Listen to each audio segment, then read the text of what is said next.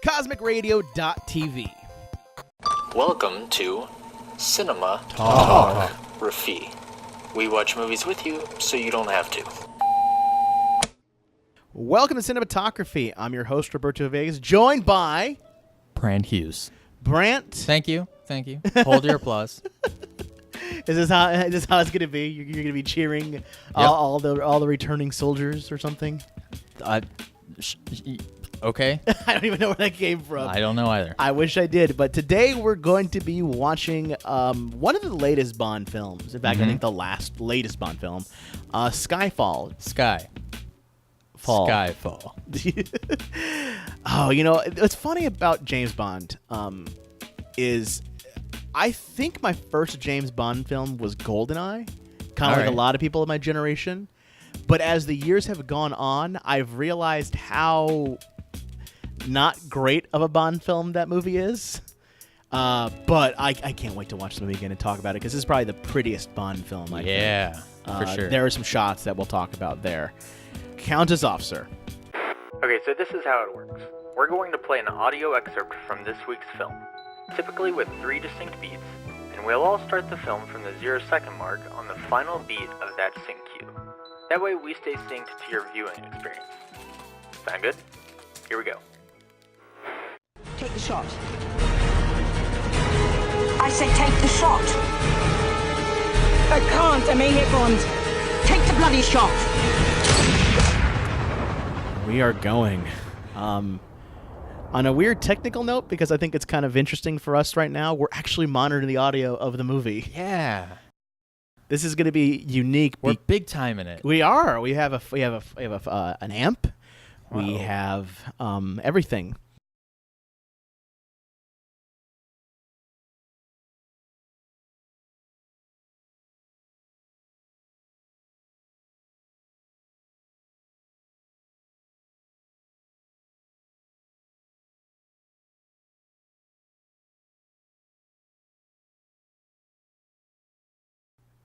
I really like the way that this opens. I do. No, that's like every... Well, because traditionally, you know, Bond films open, right?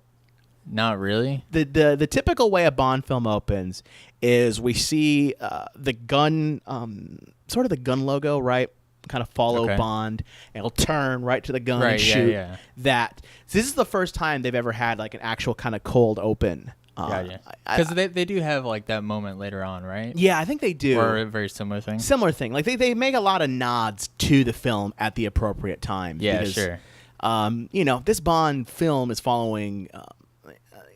It's always hard to determine the storyline for James Bond, because of just how hard it is to sort of keep track. Because if we go through all the Bonds of the era, this is a 50-year franchise. Mm-hmm. This has been around since not just the beginning of cinema, but it's been around maybe 50 years. It's been around for a while. Yeah, the books were around for a while, and these were around for a while, and things like that. So it's an older series, and so. And I don't think there's ever been a time where they've sat down and definitively tried to make sense of timelines or anything like that. Because there are a number of Bonds. It's basically the Doctor Who of secret agents. It is. It's very much so, and it's never been really straight. But this Bond is sort of talking about, because what's bizarre as all hell is that the Casino Royale, like Daniel Craig has been around for only 3 Bond films: Casino Royale, Quantum of Solace, and this one. And in the first one, he was like, "I'm the rookie agent. He barely got his 007 license," and now he's like the old timer that isn't, that's been around for too long. And it's just like it's such a weird thing if you put the idea of this, when Casino Royale was the reboot, if you will, because it was like the first Bond book. I think I'd have to really look through my history of Sir Fleming. I forget his first name. The man that wrote the actual James Bond novels. Yeah, I don't know. I have my friend Mario adores the novels, and I've been meaning to read them, either through audio form, whatever. And they're all written extremely competently. But what's really cool about this sort of newer Bond, as I mentioned, my first introduction was GoldenEye. Coming back and sort of watching a lot of the older films, this Bond is very much like the older Bonds. Like, it feels very much like a Sean Connery Bond. In what way? Well, okay. So let me tell you about a scene in one of my all-time favorite Bond movies now. It's I think it's either From Russia with Love or the first James Bond film, which is Dr. No. We see Sean Connery waiting in an apartment, like a hotel room for like someone to come in. The guy walks in, boom, shoots him right out the bat. Cleans his gun, just polishes it off, gets what he needs to get, and walks out.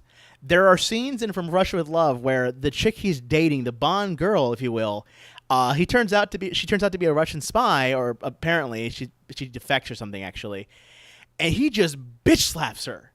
Like, almost like point blank pistol whips her because she's a spy. Not because it's Van It's like, no, bitch, you're a spy and you could have given away MI6 secrets. What the fuck are you doing? And it's like the most kind of like hardcore scene. And there's a lot of these scenes in the older Bond films that's just Sean Connery just not taking any shit.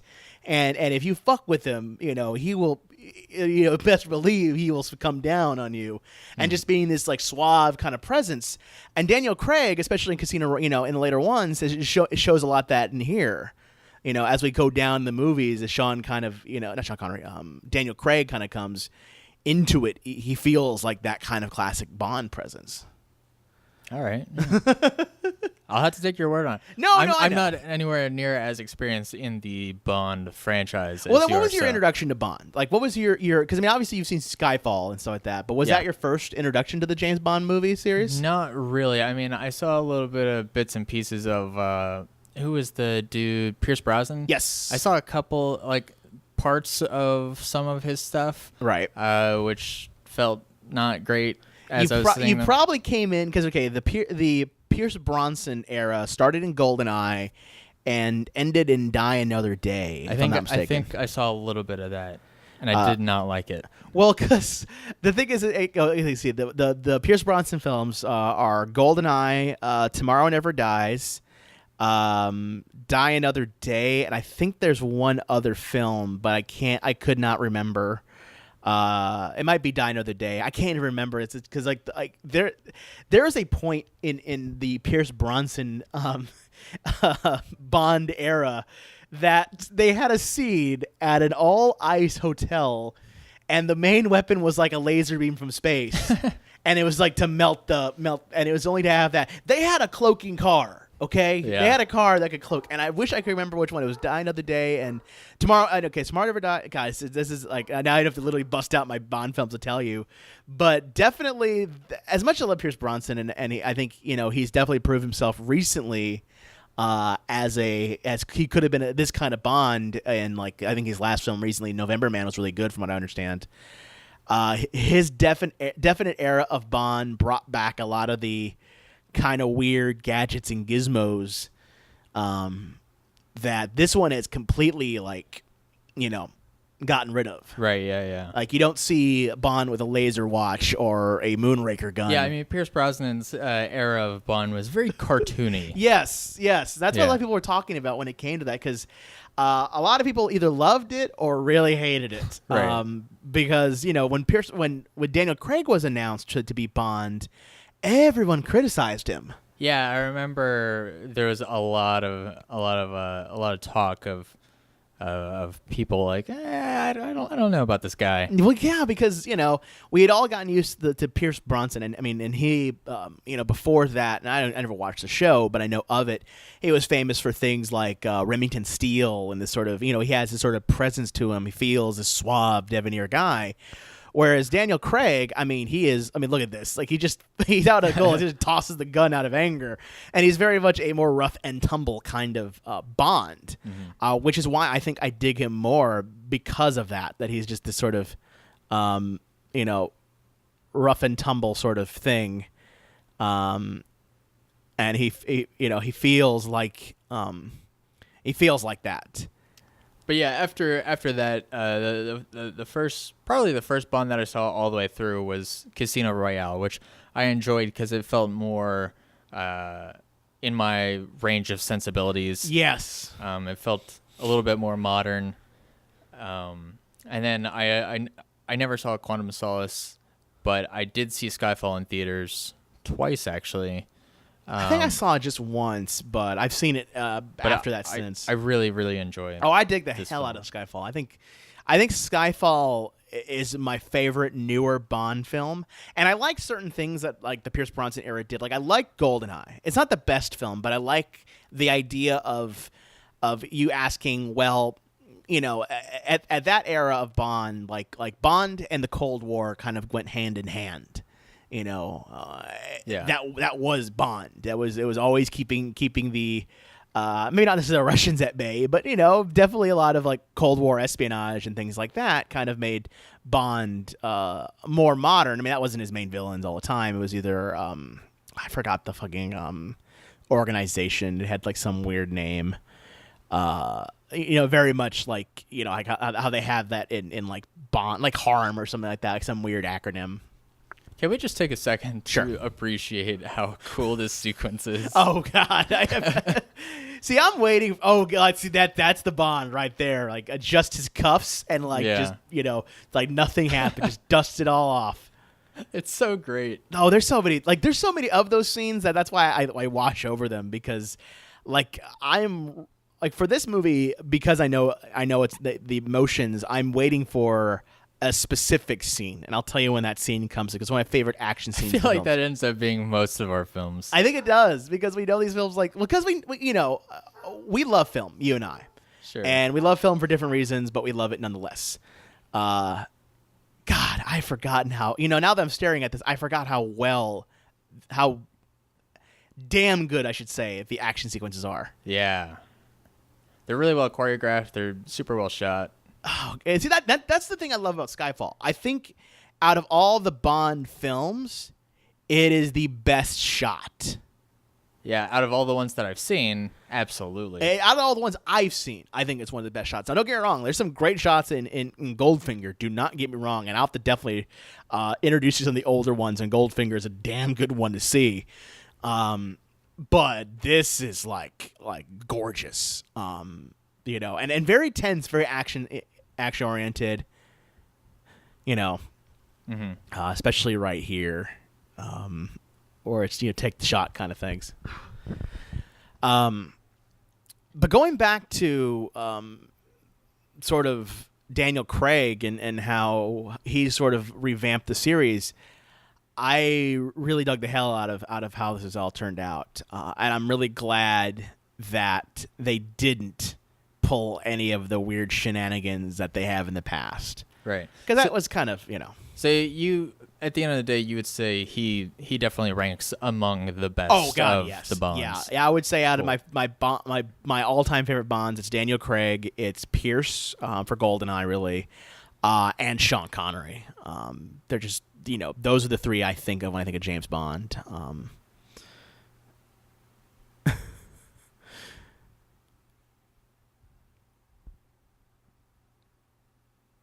Take the shot. Man, she's got a steady hand. Well, because I guess she has to be, right? Yep. I love this. I love how you could just you could feel that impact. You know? I know. So what's crazy is the game for I think that one of the games they released with this in conjunction opens up at this sequence. And then kicks into a different storyline, like Bond remembering an older story. Interesting.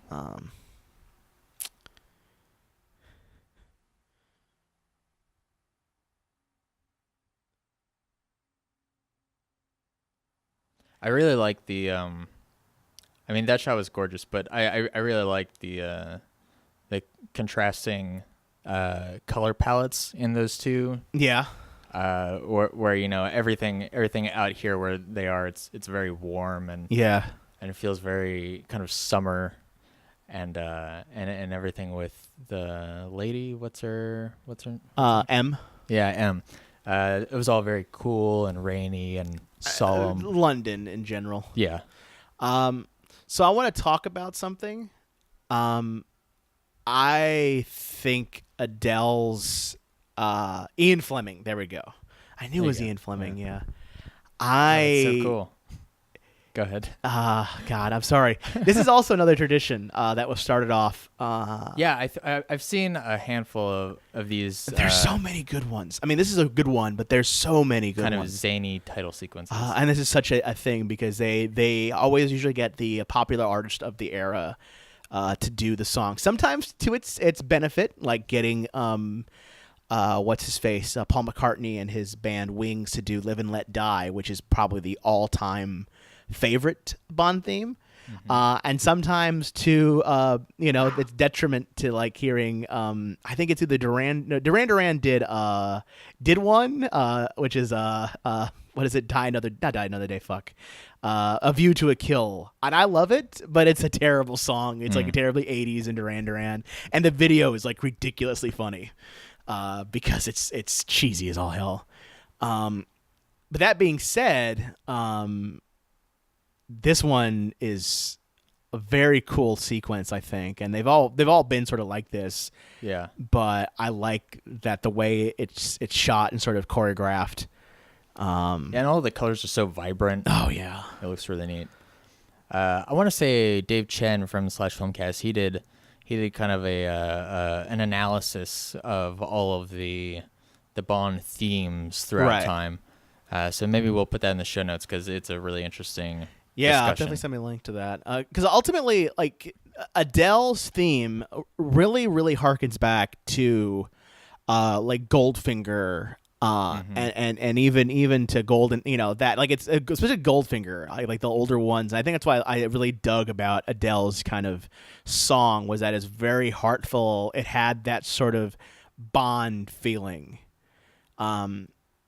It's modern. It's gorgeous. I think it didn't win the Oscar. I think it did, didn't it? Maybe. I think it might have won the Oscar for Best Original Song that year. I know it was nominated for sure, and it was well earned. Either whether it be the nomination or the win, I have to check. But because it's like when I heard this first time in theaters, I had to buy this song. Yeah, I know. I remember they released the song before the movie came out. Yeah. The internet was going crazy for it. Well, because the thing is, it sounded like a Bond theme.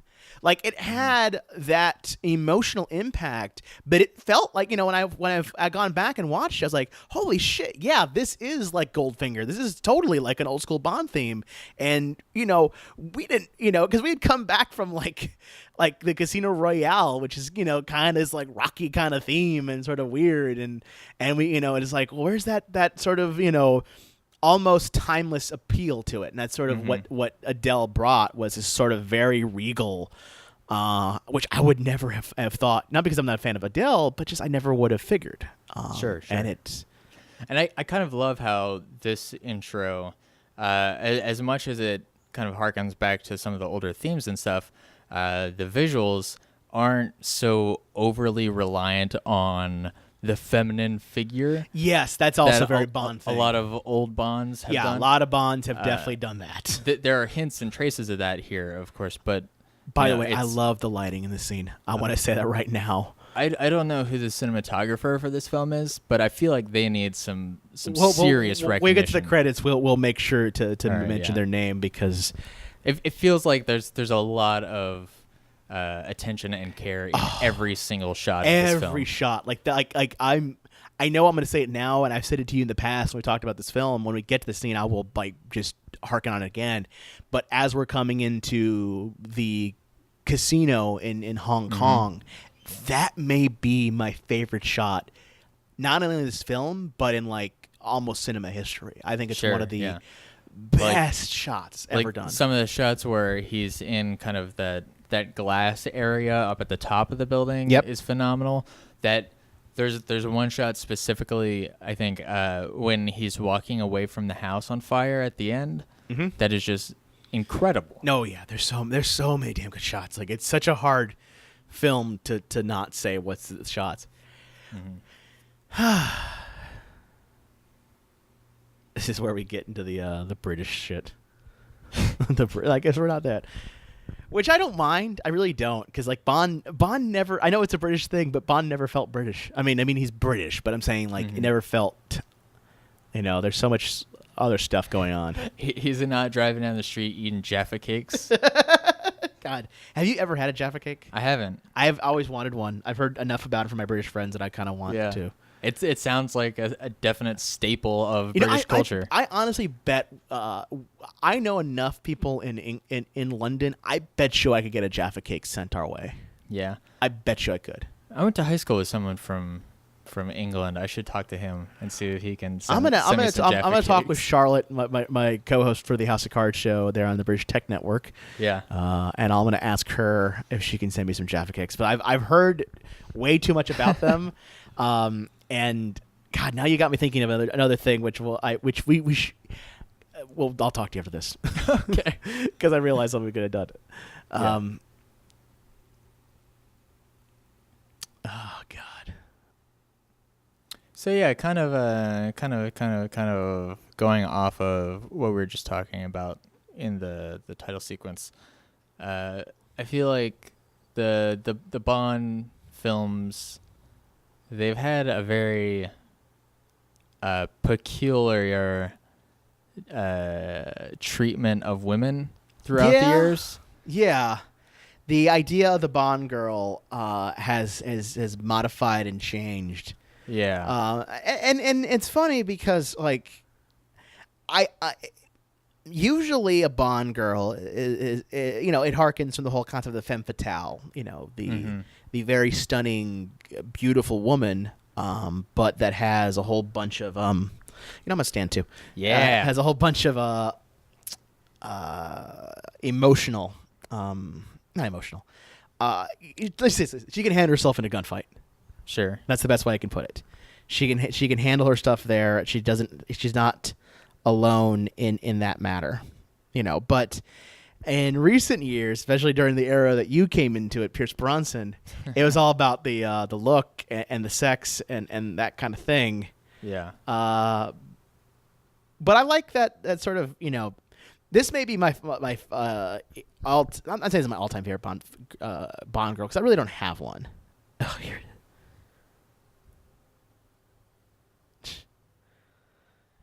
It's a lot like the South Park Canadians. Yes. Right? So apparently people have said online that the word "think on your sins" is actually an anagram that says like your son is not in HK or not in Hong Kong. There's a theory that was a cut storyline idea that actually our main villain is either the adopted son for M or not. I mean, no one really. I mean, it's not even canon. It's like a conspiracy theory about what got cut. Well, isn't there always kind of with all of the? By the way, why can't we watch porns that are lit like? I'm kidding. With you just gotta find the right place.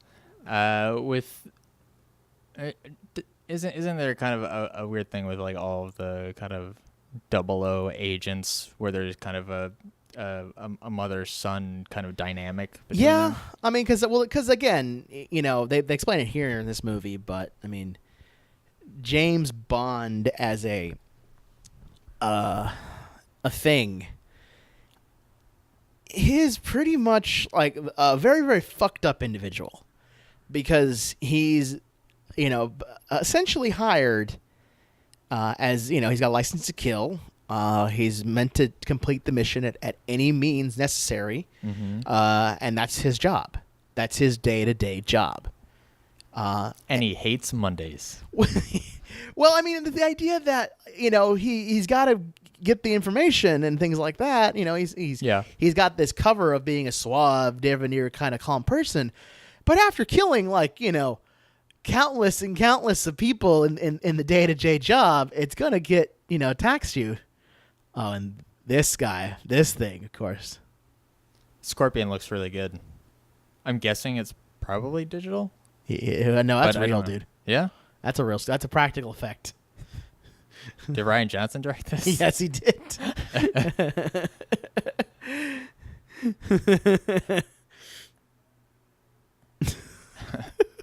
a practical effect. This is also what I love about sort of modern Bond films, or modern films in general.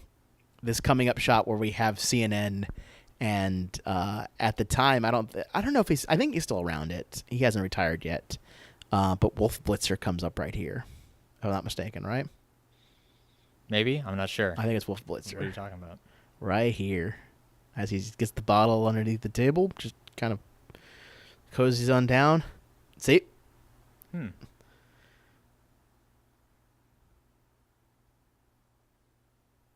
See, look who it is. I was right.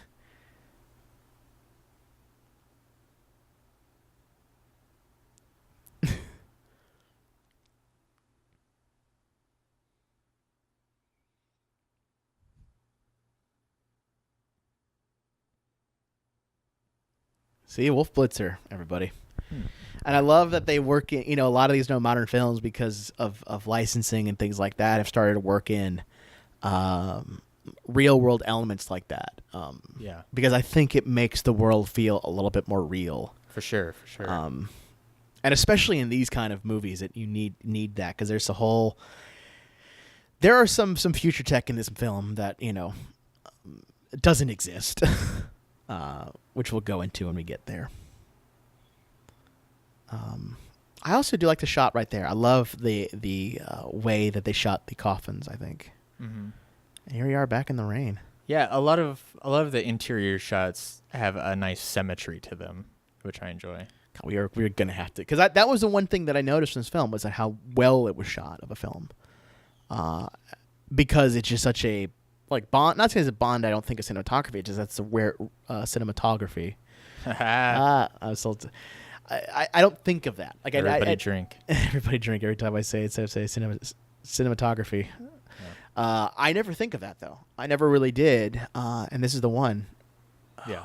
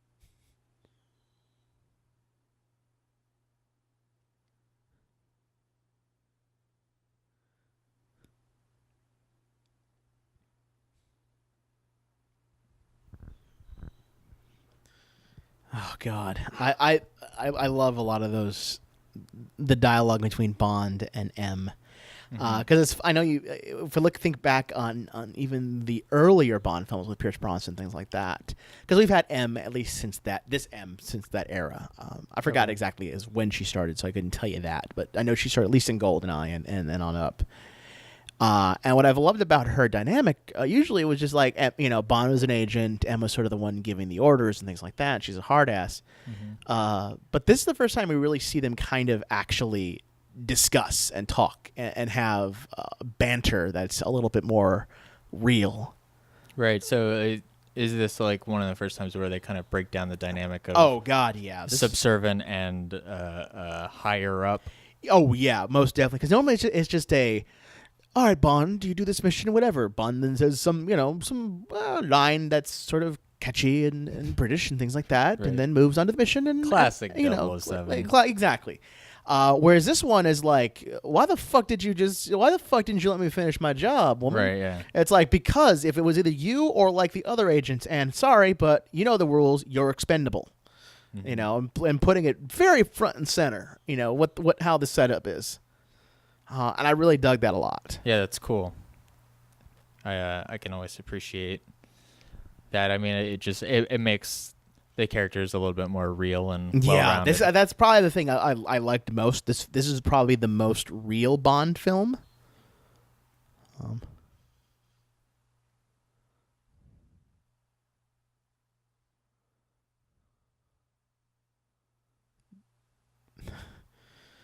Targeting me. They were going to Target for their low prices. Is that where they were going? Yeah. The British Target.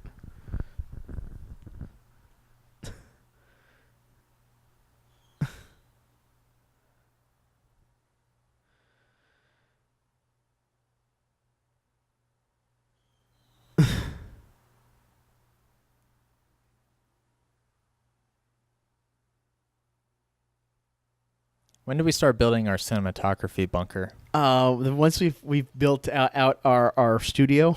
Okay. Once we start getting some funding. Once money starts rolling in, Brandt, we can build our bunker. We can build the compound. We can have our theater. Once we get a Patreon up to $20K per month, Yeah. then we'll start laying down the foundation for our bunker. Let's get the 8-Bit Life Patreon because that's what kicks off a lot of these things. Maybe we should start it. Do you want to start a Patreon? I don't know, man. We'll talk about that later. Because like right now we're Bane, of course. Matalo, Bane, Matalo, sorry. I don't get it. You think M is your ally? M16 will help you now, will it? That's more Yoda. Yeah.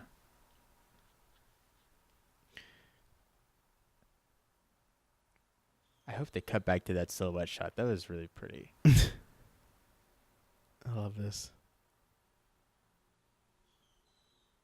Let's.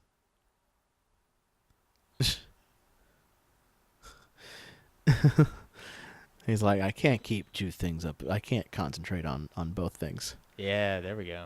I love how he has to like take a break because this is like the hardest thing for Bond. You know, because he's got he is a terrible shot. Lingering on that close-up was a really nice choice. Yeah.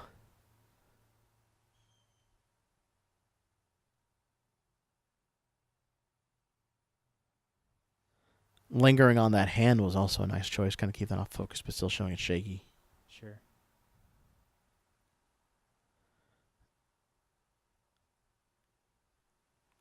And even better, he doesn't make a single connecting shot. That's a terrible sign, by the way. Getting too old for this shit. He is. And that's the question. Is he too old for this shit? But also, he also got shot in the shoulder and fucked up his aim, so, you know. Have you ever done word association, Brandt? No. Do you want to do word association? Not like in an official context. Do you want to do it in an official context? Sure. All right. I'm going to start this. Okay. Video. I'm bad at this already. Hot agent.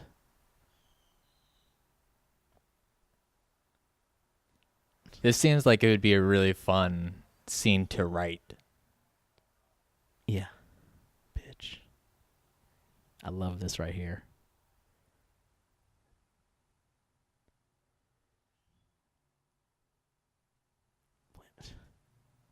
England. Skyfall. And it's such a, like, you know, knowing what we know now about the film, we understand what that means. Mm-hmm. But it's just like putting that word in there at that scene is just like, holy shit. Also, how powerful that is. Yeah. First of all, like super effective and everything. Second of all, we talked about this before. I love it when a character says the title of the movie. And there you go. But it makes sense knowing what sure. knowing what we know now. But even then, at that point, just like, what the fuck is Skyfall? And how did that? Because like nothing rattled him. Even like bitch, this employment, whatever. He says Skyfall, and he becomes increasingly confident and quick to react. Yeah. Up until Skyfall. Just another day at the office. Am I right, Roberto? Yeah, you gotta take the bullet out. You gotta take the bullet right when it's out, man.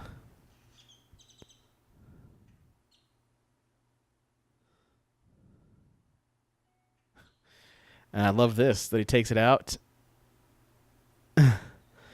He's like, let's get back to work.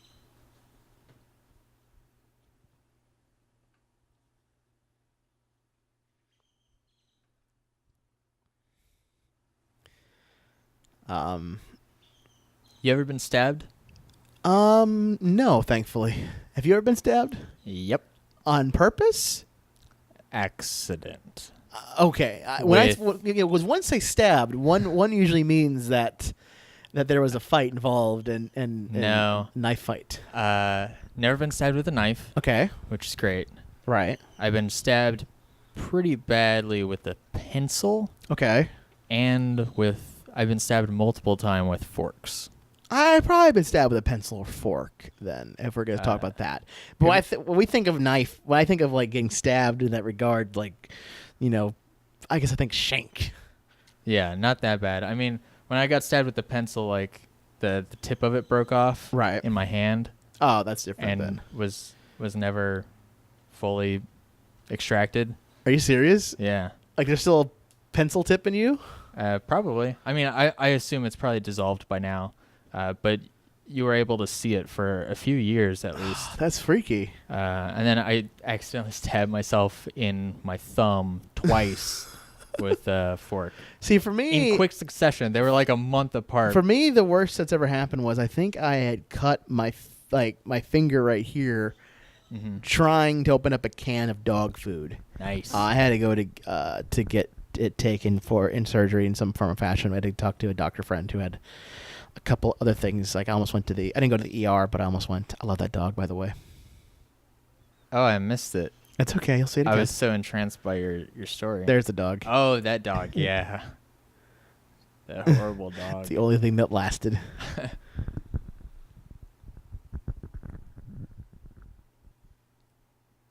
I fell through a glass table once. How'd you fall through a glass table? We had this glass table that my dad got from a friend, I think. Right. And it wasn't 100% glass, right? It was like it had a metal frame and then there was glass laid in the center of it. And I must have been in like 6th grade or something. Or actually it was before that. I was in like 4th or 5th grade. And it was at night and I was about to go to bed. I had to go eat. I was going to go eat a snack before I went to bed. So I get my snack and I'm watching TV. And I know I'm about to get up and go like brush my teeth and stuff. So I don't want to sit on the couch and like get comfortable. So I sit on the very edge of the table and everything's fine. And I was kind of cautious doing it. But then once everything was fine, it was like, well, okay, I'm good. And I sat there and finished my pudding. And as soon as I'm getting up, like it all breaks. And so I fall through and there's glass everywhere and I'm bleeding. Oh, fuck. It was a good time. I scarred up a little bit. Ugh. But that's not good at all. Yeah. So I'm basically 007. Are you saying you're James Bond right now? Yeah, sure. God damn it. I am nowhere. I think the closest I get to James Bond is the computer stuff and that section of James Bond, because I could never be this. Well, that's more of a Q thing, right? Yeah, I'm more of a Q guy. Gotcha. I'm really sneaky like James is. So do you want to know who's played Q over the years? I forget who the first Q I had was there, but I remember in the middle of it they got they got John Cleese to play Q. Really? Yes. That's great. Because Q before this film was like this snarky kind of like, don't touch that 007. These are my gizmos and shit like that. Oh. Whereas as this one, because again it's more grounded and, as opposed to having like in GoldenEye the pen bomb the pen explosive, quite literally a pen grenade. You have. There's a lot of other things you can do in subtlety. Even though the gun that Bond gets and he'll get very soon, it has some future tech in it. Mm-hmm. Biometrics. Yeah, and a gun, which they're working. They actually are working on that, by the way. Sure. It sounds like a real enough thing. They are biometrics, and there are ideas of like locking guns at that level. Mm-hmm. He didn't. Oh. Snap. I just let him go. M's breaking the rules. Because that's what M knows. Also, I kind of want to go now to London to go to some of these places. Because I love this. It seems like they have a lot of really cool architecture and stuff over there. Yeah. Well, I mean, this is such a great shot. Yeah. Because, you know, it's like, who the hell is this little kid?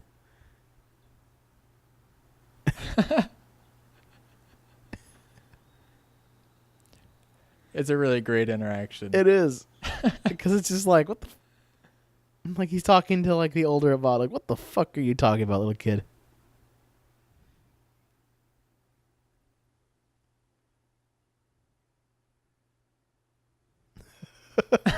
Your M. Your Q, sorry. Your Q?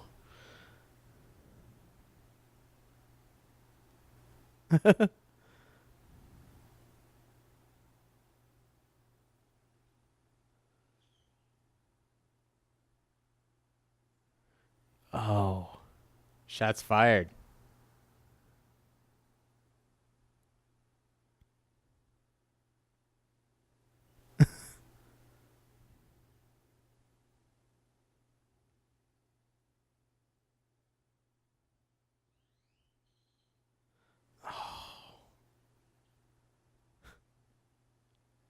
I'd watch a 007 movie where James is just in his pajamas the whole film. I love it. I love this sort of thing. I love how this interaction worked out. It's one of the cooler Q Bond interactions. Yeah.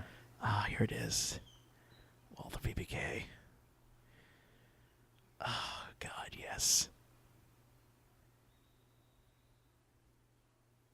You're not really a big gun guy, are you? I am not, but I know my Bond guns, and the Walther PPK is like the Bond gun. Gotcha. Everything else, I'm not like, I couldn't tell you. Like, I know an AK-47, but I'm not like it's got this kind of stopping power and this sort of thing. Yeah. But I do. Again, it's certain. This is a nice moment. Yep.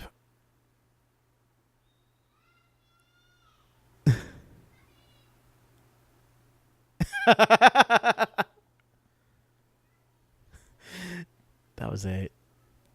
It's a good nod. That was why Like, I love that nod. Even as someone who is not experienced in the older films, like I can parse that out and tell when they're making a reference to the older films. And by that line, that specific cue line, that's a very common thing he'll say. And Bond, please do return that in one piece. He's always said that. So, by the way, Shanghai looks gorgeous. Yeah. Are these actual shots? These have to be actual shots. Shanghai, Probably. yeah, I'd imagine so. Yeah. And these are, I mean, look at that shot. Well, I mean, it's also interesting because like you see a lot of films these days going over into that area. Looper. Yep. Has that plot to it, and that's because there are a lot of films get paid basically. Yeah. To shoot over there. So. Yeah, it's a lot. That's why everything gets shot in Canada. They get a bunch of tax breaks, things like that. Yeah. That being said, though, there are some beautiful sequences in Shanghai, Absolutely. specifically. And such. What OS is he running there? He's running Phone OS. Yeah. Or better known as. Did you ever hear about the Hollywood OS? No. I think there's a piece of software you can download called Hollywood OS, which is like it looks like what Hollywood thinks computer things look like, right? Because if you've gone through the technology of Hollywood and computers, they apparently don't know what like a command line looks like or a programming terminal or anything. It's a Unix system. I know this. Because it's like one of my favorites. I know we're waiting. I'm waiting for a cup for the action sequence I love here. One of my all-time favorite like hacking moments is not even in Hackers. It's not even in that movie. it's actually in the movie Swordfish, where it's a Dell computer, and this guy is like programming a virus, and it's this like overtly like weird 3D interface with like cubes coming in and things like that have nothing to do with compiling code in any way, shape, or form. And it's like the greatest thing. If ever you want to, however, imitate your own favorite Hollywood movie like that, there's a website, right? There's a website for that where you literally just hit buttons and it puts like fucking gibberish code on the screen, and it's amazing. I think it's like JavaScript actually that does absolutely nothing. Yeah, I remember seeing the Swordfish as a kid, and even then I was just like, "Come on, guys, this is ridiculous." But that's always been the thing. It's just been like it's always the thing. Obviously that's sort of Hollywood stuff, but.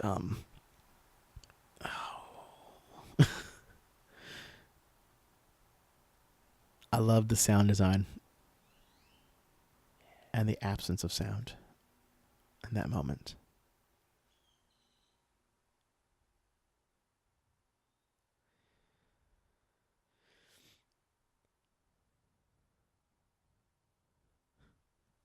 So this is the building with that glass scene upstairs. Yeah, right? and this is my favorite action sequence in the film, I think.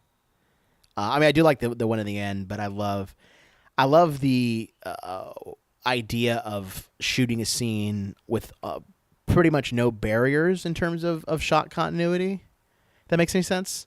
And how to manage an action sequence in that. Like, it's got to be somewhat difficult.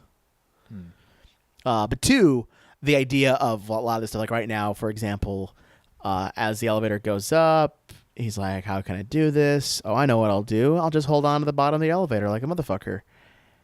And then he's got to hold on like a motherfucker. And we had just seen, a scene where he was having trouble doing pull-ups and like staying up there. Mm-hmm. And now he's got to hold on for dear life because if he doesn't, he's dead. Right. Yeah.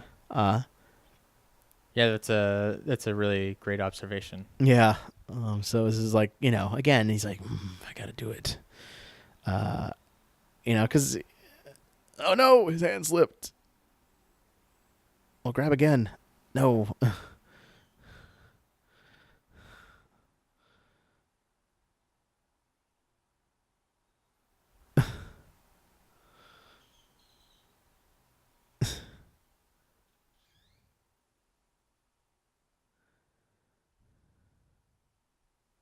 And of course, the lighting is great.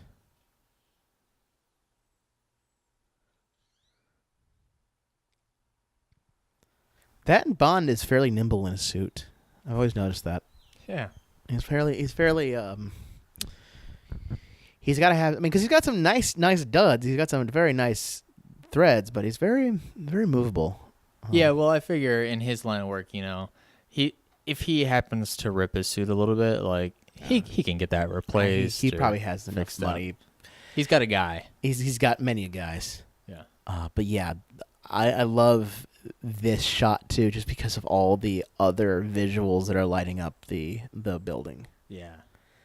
Like it's a lot of greens, a lot of blues, a lot of just, and I think it's because it seems such a futuristic shot, and that's why I think I dig it a lot.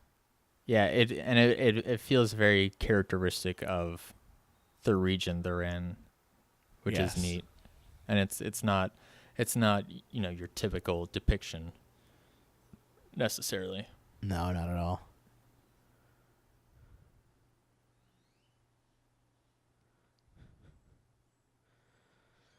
I love how Bond's walking undetected in like a room where there's nowhere to hide. Right, yeah.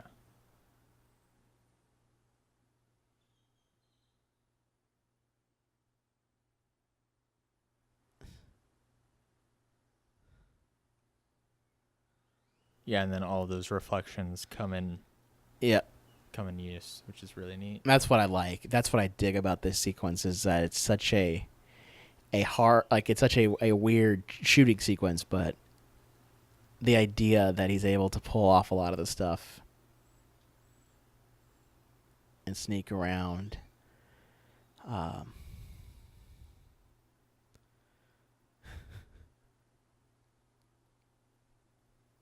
Like it's kind of like hiding in plain sight.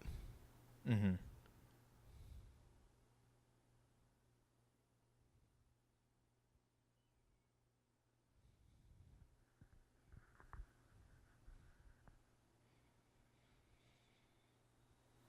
So now that we're monitoring, now we can actually talk about the score of movies. What do you think of the score of so far as Skyfall?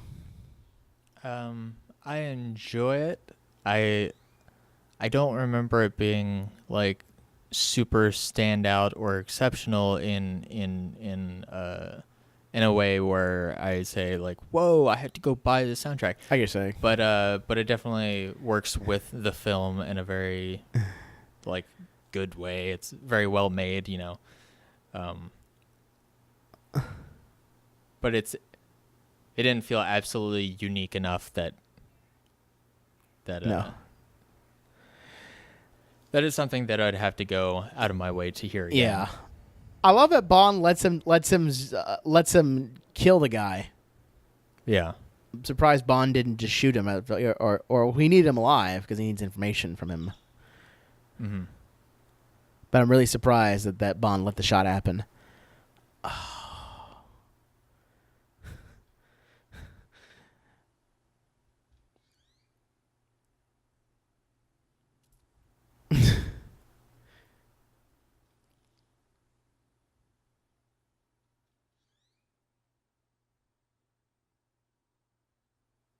Fuck that!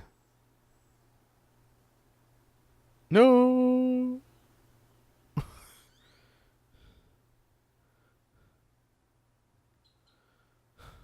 Damn it.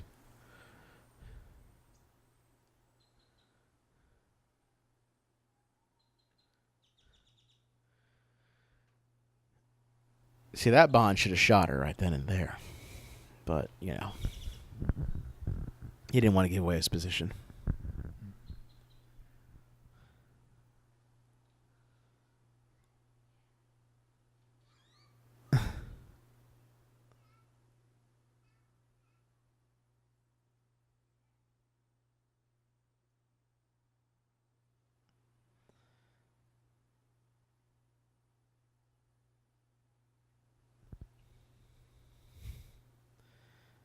And here comes my favorite shot in the film. We're coming up to it right now. And I love how she's analyzing what photo it is and things like that. And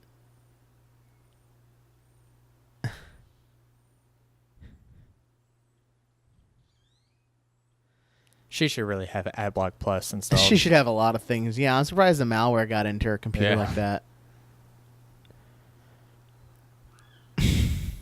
By the way, notice only one view. Yeah. No one. Not exactly going viral with that. No, not really.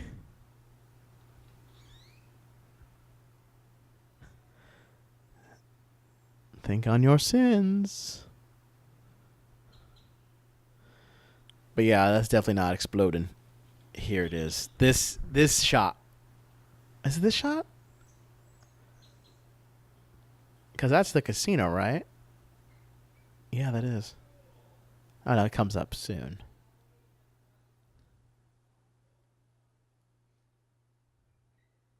Yeah, because doesn't he have this interaction with Moneypenny? Yeah, and then after that, he boats over to the casino. Yes. He recognizes the voice.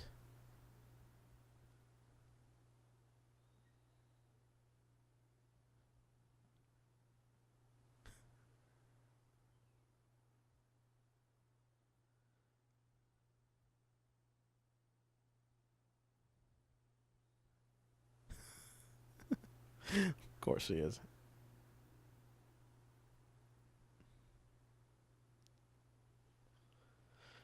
Yeah, they put a YouTube video out right next to the cat videos. And some man getting kicked in the crotch. And cinematography. And cinematography, which... No, this was out before cinematography came out. Yeah. This could not have happened, sadly. It would have to be during... I don't even know what era it would be during of anything I've done. That would have been on YouTube. Next to some old Scam School videos and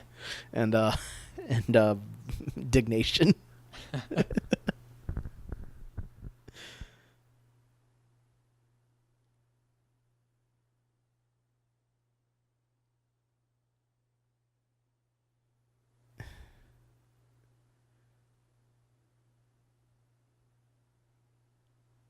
Have you ever shaved with a straight razor? No. Neither have I. I've always been scared, frightened by it. I've never really had the opportunity, so I didn't worry too much about it. I've always heard that it is like the closest shave you can get. Yeah. I know people always talk up having a professional shave you. Yeah, I've heard that before many a times, that if they have like that kind of straight razor, I would be scared like hardcore. Because the thing is that Yeah, I feel like if you got someone who does it regularly enough, that'd be fine. Probably. I know that there's a barber shop around here that apparently has the ability to do that.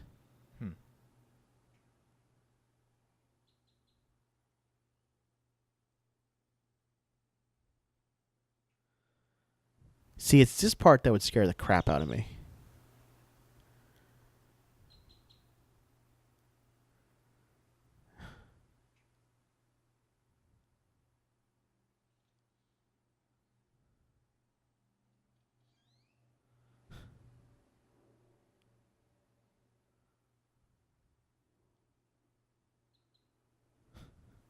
Here it is.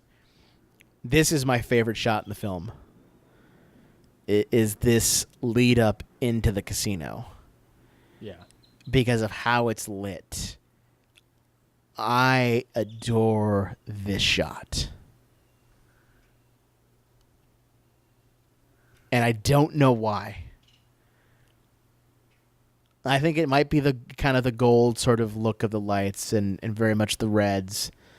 But it's just such a gorgeous shot. Yeah, I mean it's very distinct. Yeah, and it's like one of those shots where I saw Skyfall for the first time. I was like, holy shit. This is like the most beautiful Bond film I've seen, because I never, at that point before seeing Bond, I never thought about, cinematography and things like that, and lighting and stuff like that. But as I've gotten, older in my films, things like that, then I saw this, I'm like, holy crap. And I realized no one around my theater, in the theater was like as amazed and guffawed as I was at that shot.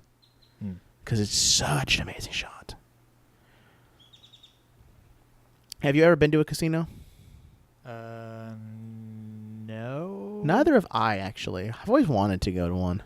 I've been to some places that had some casino elements in it, but not like a dedicated casino. Like where? I was on a cruise out to Mexico, and they had like a casino area. Okay. Right. Right. And I've probably been a couple places that have had, little bits and pieces of casino like stuff. Right. Right. But yeah, never a full on casino. Which, it's not really my kind of place. I don't think it's my kind of place either, but I want to one day at least go to a casino. Yeah. Just to give it a shot. Oh, here it is. He looks at it. You're not supposed to have that. They gotta make sure to get its validity. Also, the idea of a casino being the front for money. And that because you have the magical chip, the platinum chip, if you will, they've got to confirm.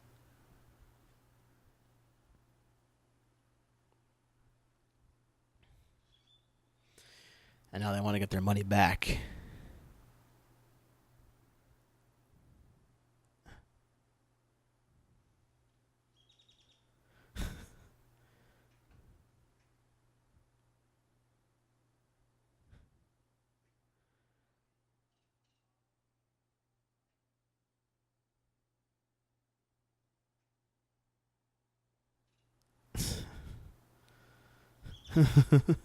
Please spend more money. Don't just walk out with that. Yeah, that'd be creative. He was just like, all right, mission's over. Going home. That would be amazing. The thing is that they're not going to let him go home, and that's the beauty part. Because that guy was not supposed to come back alive or something like that. And she's set to get more.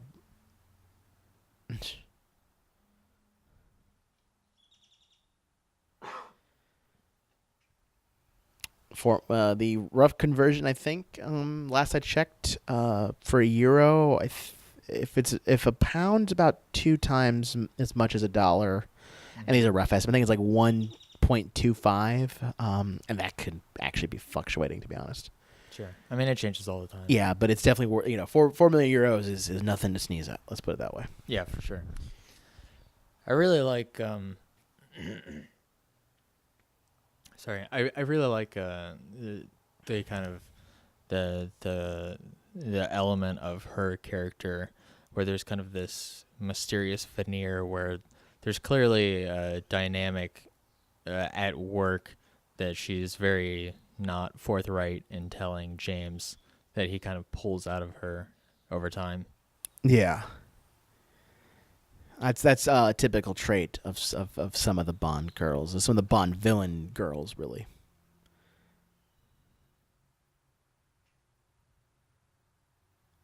Oh.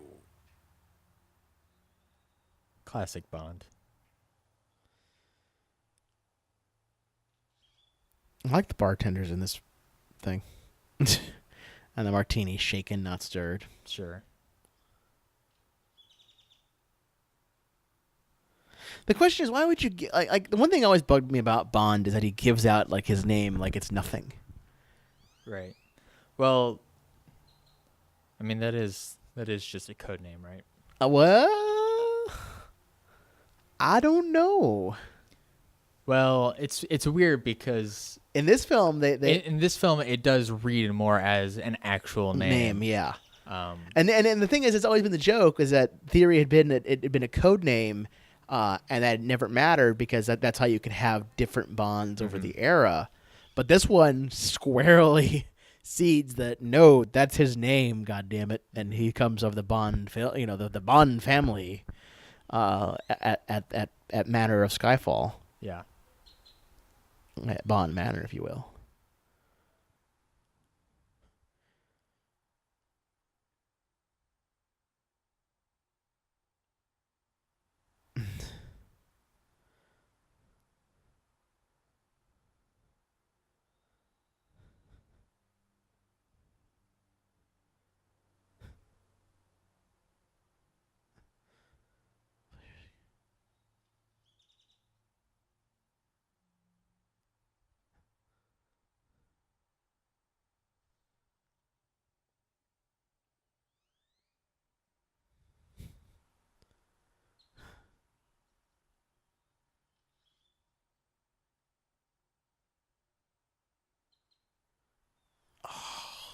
See, this is the scene I love. Mm-hmm.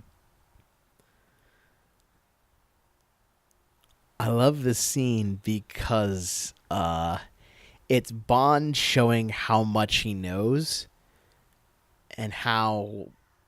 Like, this is the first time in a while you see Bond actually be sort of the perception, perceiving spy that he is. Yeah. That he knows these details and that he's never revealed it until she's like, hold on a second. Let me tell you how much of the game that I know. And that I know that there are 3 spies. There are 3 people around me. There's this, that, and the other. And I know you. Like I said, I'm surprised he just did. Like, part of me wish he would have walked out with the €4 million, just like, Sure. It's been like, whatever, but dog, I'm out. I'm bouncing. Later, dogs. That classic James Bond catchphrase. Later, dogs. I'm bouncing. James Bond said that in A License to Kill. Sure. Probably. What's his face was in License? I don't even remember who was License to It was Kill. in one of the deleted scenes. It was back in License to Kill with a fucking I can't remember which actor that was, but it wasn't like actually a decent one. But yeah, it is nice to see, after we've seen kind of he's had difficulties, at least with the physicality of the role. Yeah. It's nice to see that his mind is still sharp and he still has an edge in that field. Totally. Oh. Bond struck out. I know that feeling too well.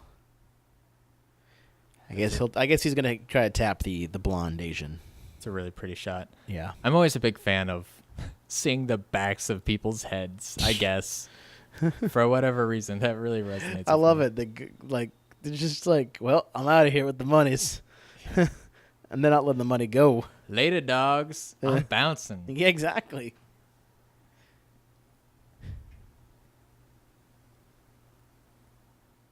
Owned.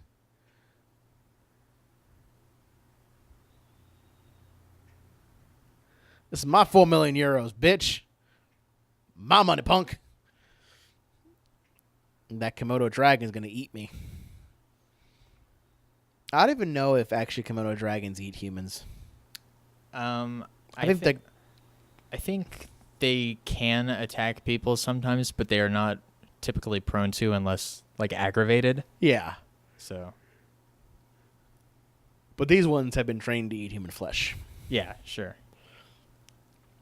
And here's where we have the MacGuffin.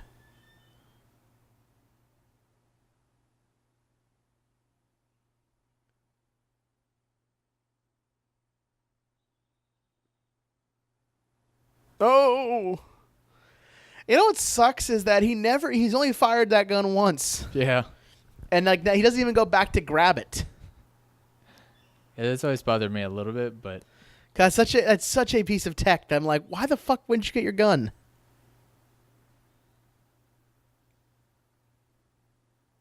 especially since she's up there like really handling the situation. Oh yeah.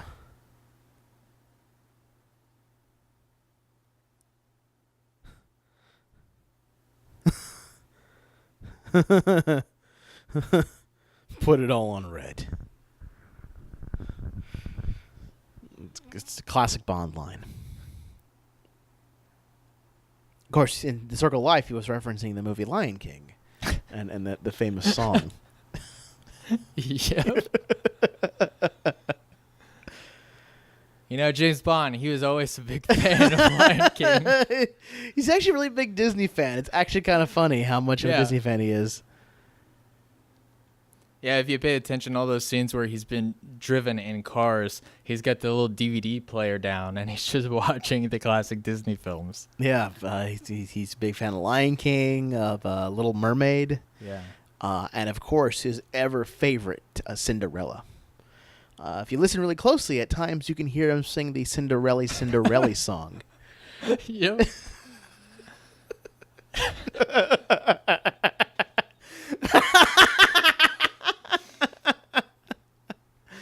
That's Bond. That is Bond. That's all he does is bang women and watch Disney cartoons.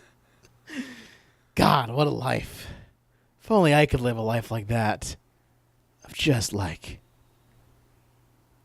Well, you could get half that life pretty easily. I could. Just go buy a bunch of Disney films. Yeah, but it's banging hot women like this.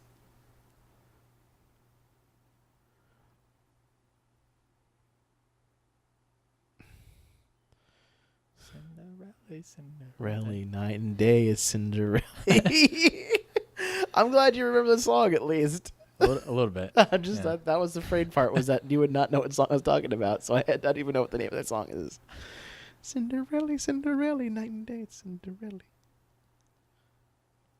Great, now we're going to get a content ID takedown. Thanks, Roberto. Oh, we only did the 8 seconds. If it does, that's an impressive. That would be pretty impressive. Hey, it's BBC News. Yeah.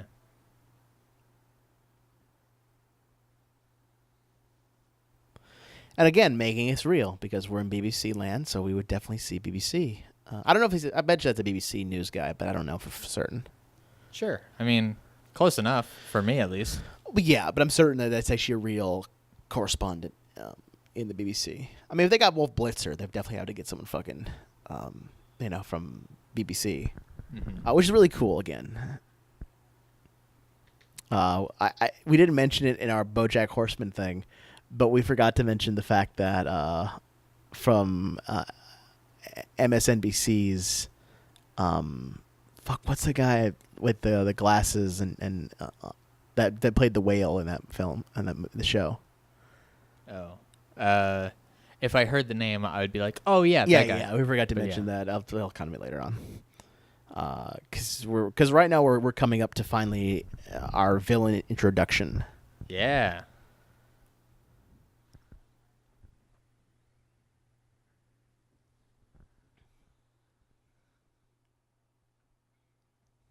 They're floating over to Shutter Island. They are. Notice he kept the radio transmitter, not the biometric gun that could have been useful as well. Also, too, I like the fact that they actually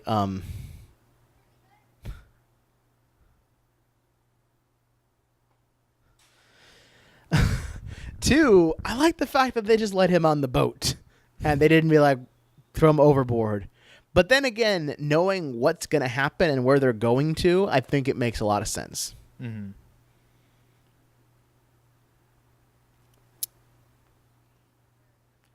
This all feels very reminiscent of Inception, like the dream space. Yeah. Right, with all the... This is actually where they filmed Inception. Just as what happens like the years after the film happened. They filmed this in the dream state. Yes. But no, like this is an actual abandoned island. Yeah. Which is really neat. Is it really an abandoned island? Like, honestly? Yeah. What is this? What's the deal? I don't remember the specifics, but there's some kind of like weird economic event that pushed a lot of people out. And then once like 2/3 of the island evacuated, like everyone just kind of Left. Yeah, slowly left on their own. And so this is becoming kind of a place where people shoot shit like that now? Possibly. Makes sense. I mean, I know they shot this on location. There is a little bit of like a set extension, to make the buildings seem more impressive and stuff. But yeah, it's definitely curious. an That's abandoned insane. island. I did not know. I figured that was like a backlot or some shit like that. That's actually more impressive now. Yeah. And here we go.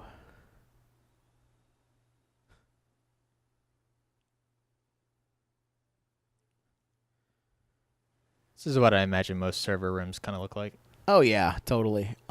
They're filled with open air rack mounts, not environmentally controlled in any way, shape, or form, exposed to the elements.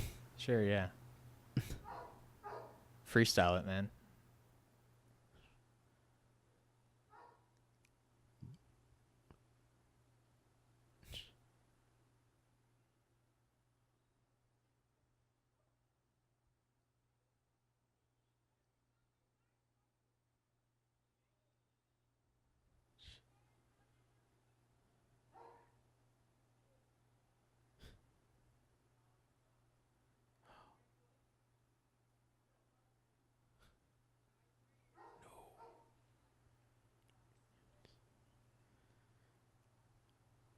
I love this line.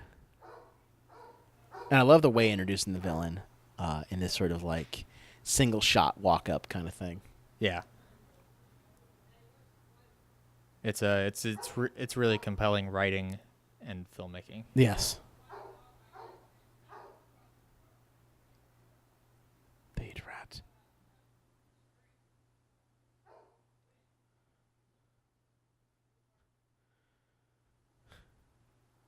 We haven't cut away, by the way, yet. Yeah. It's a really long shot. Yeah. There we go. There's our first cut. So who's this guy, Javier Bardem? Javier Bardem, yeah. Okay, yeah. Yeah. He's super great in this role. Oh God, there's he is like a lot of people really kind of criticized him too, but I thought he did a fantastic job as a villain. Yeah, I thought he was phenomenal. And our first gay Bond villain, by the way. Huh.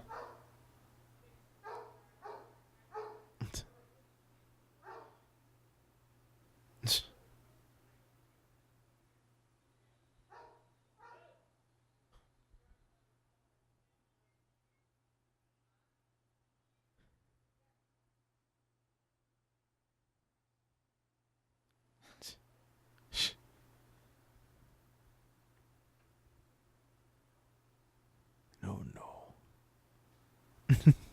I know everything. Look at the data I hacked. Come. Look at this YouTube video I posted.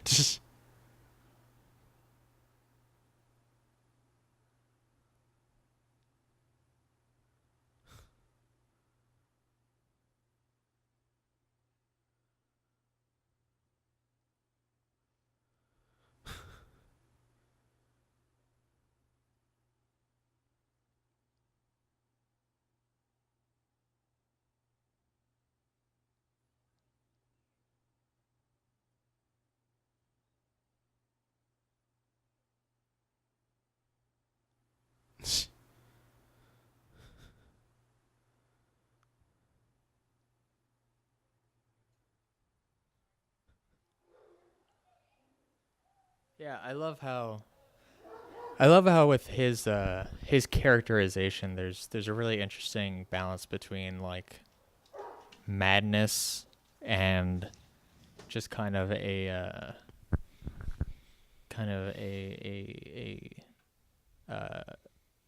like there's he's not super over the top dramatic, Yeah. but he's got a little bit of that flair to He's him. got a presence. Yeah. And that's what I love about I forgot the character's name actually. I know it's Javier, the actor, but I forget the character's name. We get it'll be introduced his name soon. Because they talk about him. Yeah.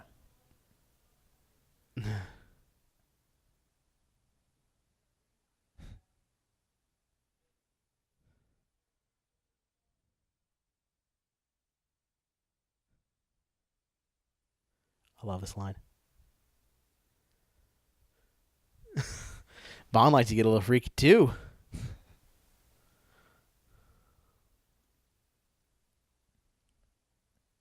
But yeah, there's a real informality to his character that makes him much easier to relate to. And I think the most effective villains are always ones that you can kind of put yourself in their world to a certain degree. I agree. The because every good villain has a moment in their history as a villain, in the history of their being, that they make that tragic flaw. Where if they had just gone the other way, things would have been good. Yeah.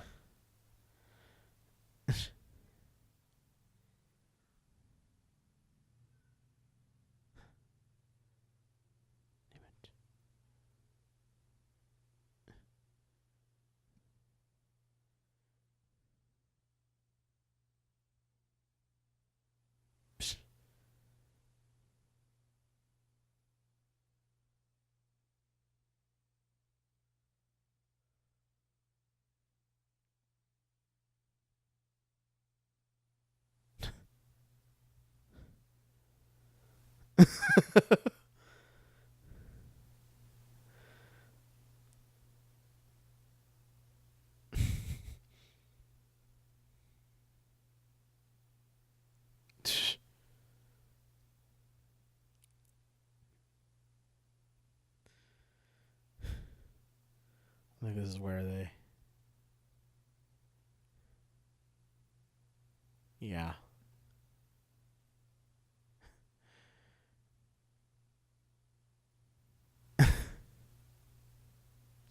Cinderella, Cinderella. Someone better make a dub of the film with that in there.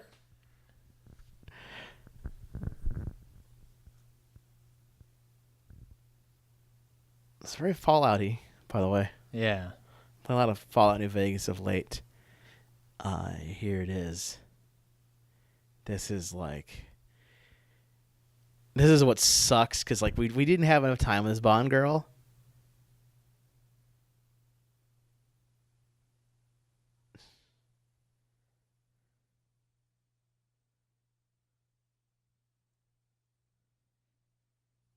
Yeah, this is a pretty diabolical setup.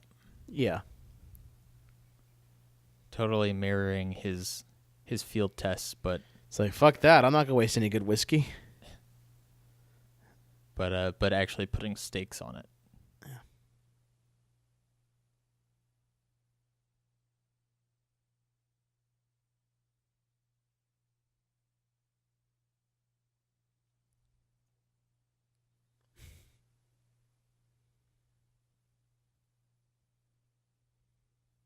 Freezing.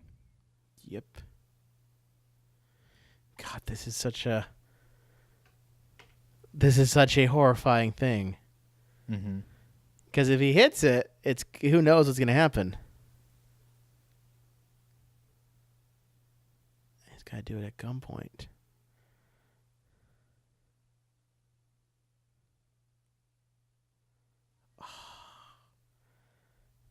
Because if he misses, he shoots her. If he hits, then it's all good. But, you know.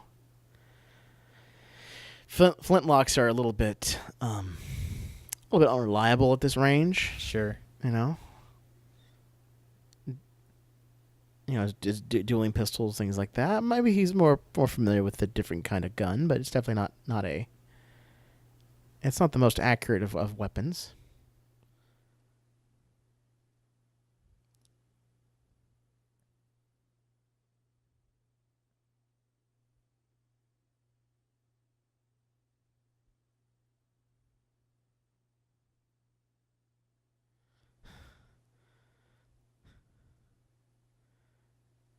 And he misses. He does not.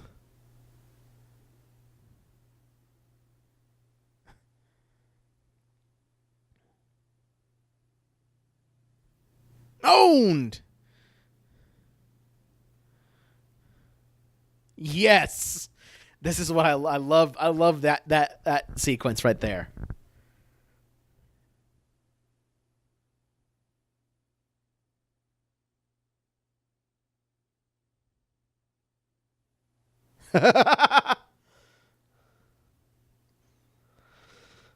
Oh.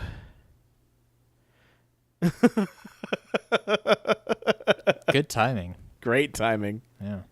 Too bad she had to die.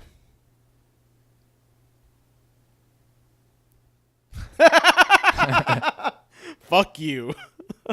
I always love those FU moments that'll happen in Bond films. Just because they're so fucking amazing. Mm-hmm.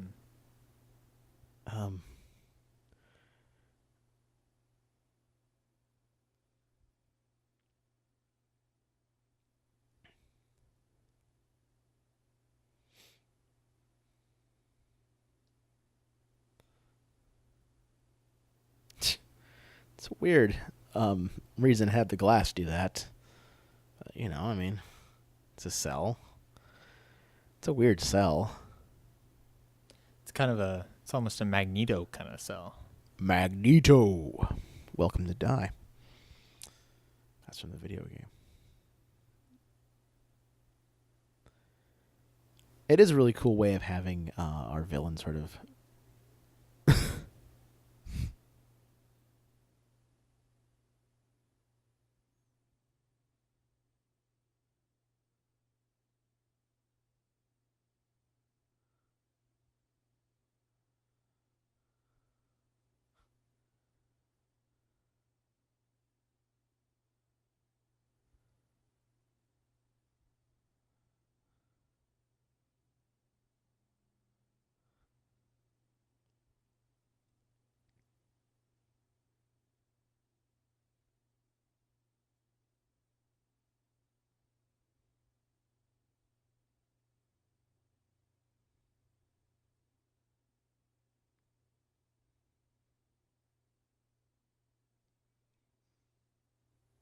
This upcoming scene, when he shows off what happens when they show what happens when you don't take the cyanide pill completely. Yeah.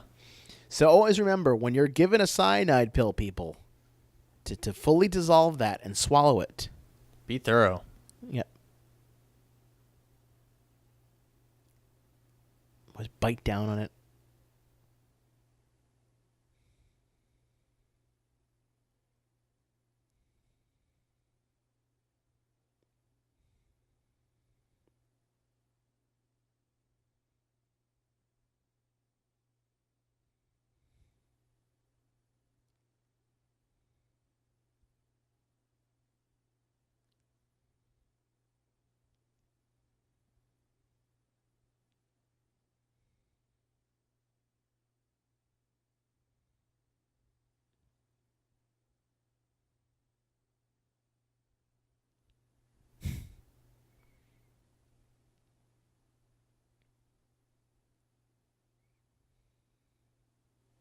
Yes, that's right, Silva.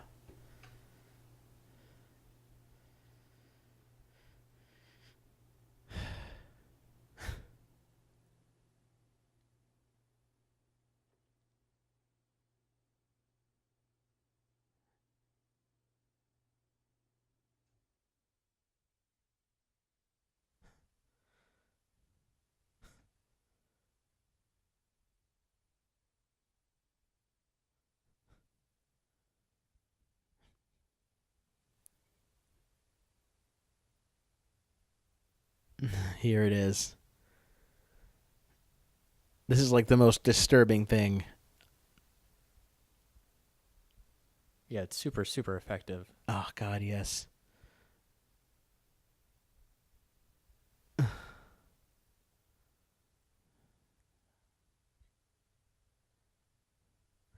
Oh, God. So remember, kids, if you are given a backmolar cyanide pill, to dissolve that completely and to swallow it, and if that doesn't work, to slit your neck. So it's interesting. Correct me Sorry. if I'm wrong, Go for but it. I feel like this might be one of the only times where M has a very direct face-to-face with the consequences of her actions. Yes, you're very much so. She never really in Bond films never talked about things, because thankfully we never really had a 00 agent.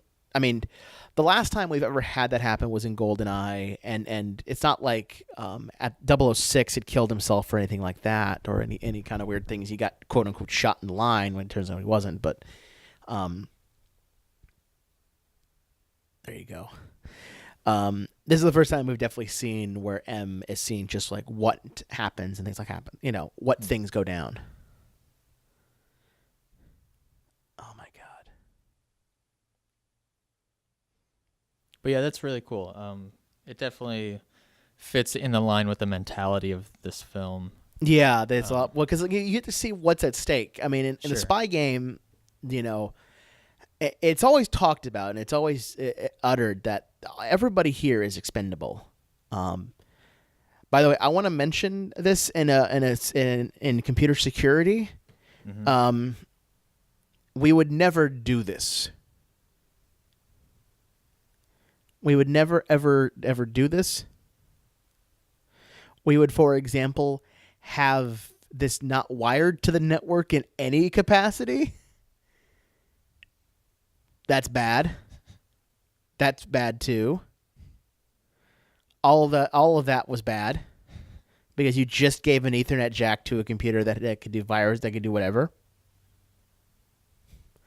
I would never ever do that. And that's why you're not working for super secret special programs, Nope. Roberto. Exactly. Please, these men are professionals. Exactly. They don't have a lab that's not anywhere on the main network, that I don't know, couldn't talk to anything whatsoever in any capacity, probably not wired off, like not hardcore wired off. Yeah, there you go.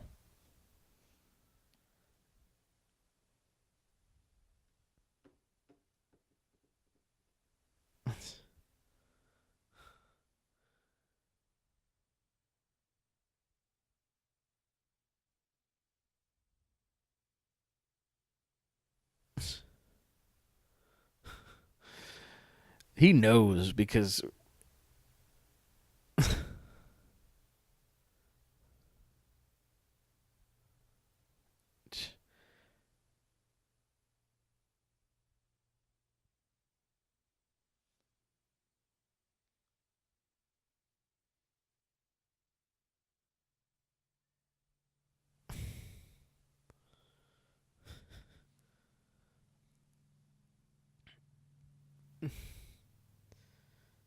what?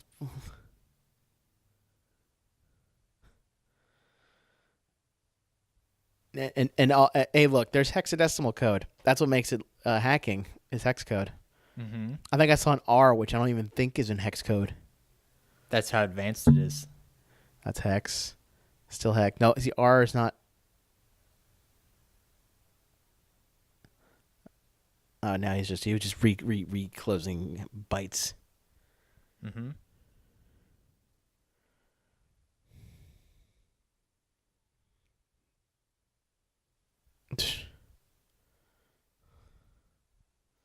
But as far as visually communicating rough concepts of what might be happening in the computer, Yeah. I think they did a decent job of providing a graphical interface, as unrealistic as it may be. This is so ridiculous, because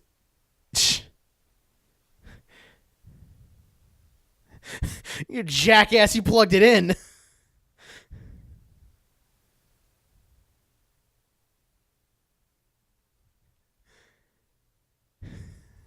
Yeah, because you fucking plugged it in, you son of a bitch. I'm sorry. I'm sorry if I think the thing is the last time I saw this movie, I did the exact same thing. I screamed at the fucking movie in front of me, just saying, "Why the fuck did you do that? That's the dumbest thing you could do." This new Q, he's young. He's not as experienced as you, Roberto. I know he's as Bond said, youth is not a guarantee for innovation. But yeah, I feel like this is when the film really picks up and stuff starts happening. Oh, for sure.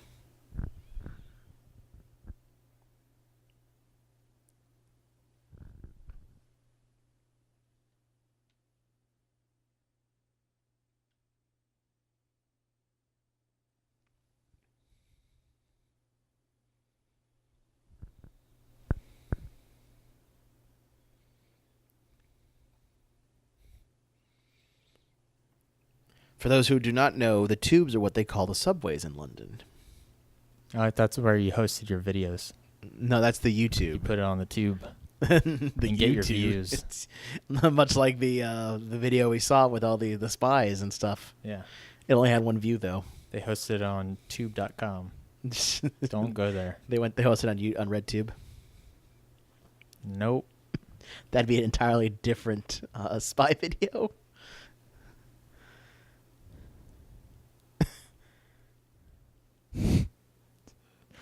Sorry, I just realized what that video would have been titled.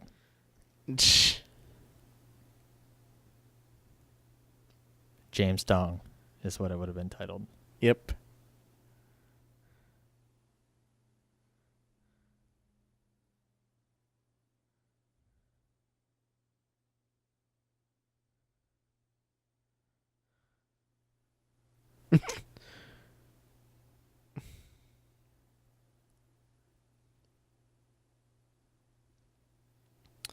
He just walks blindly. In other words, security knew. Yeah.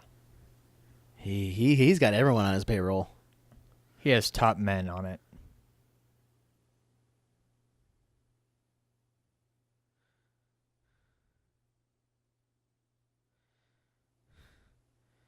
And Bond's got his gun on him. He's got to find the man.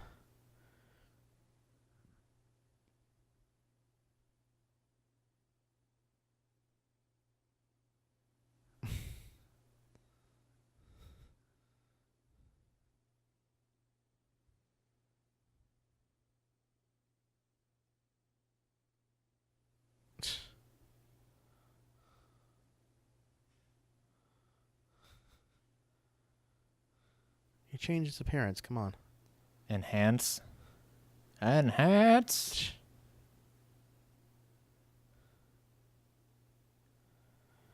think it was either Casino Royale that did the effect I was thinking of then, where the whole flipping of the folder and like sliding it across. But this one has some of that. It's kind of weird. Like, what do you think about movies like that have so much realism and then have the Hollywood OS kind of shit? I mean, it varies. It depends from film to film and instance to instance. But you know, like a movie like this, I think the only times it ever accentuates OS is just for the effectiveness of telling the story.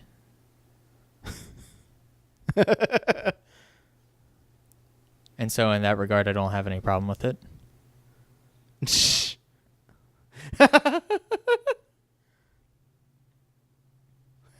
Health and safety.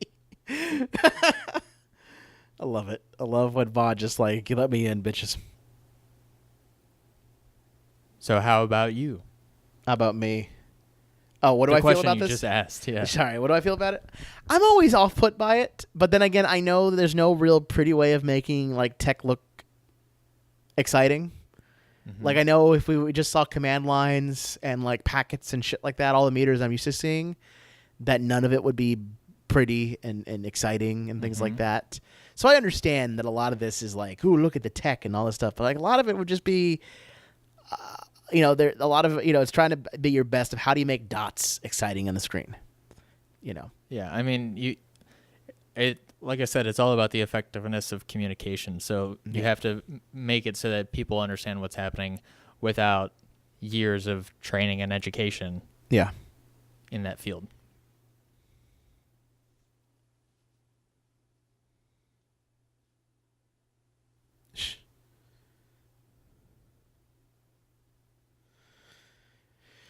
Oh God.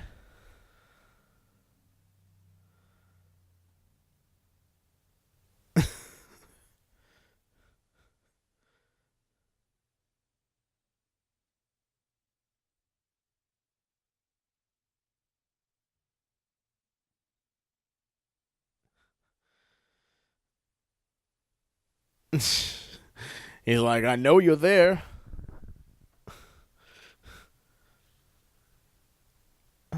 What a jerk.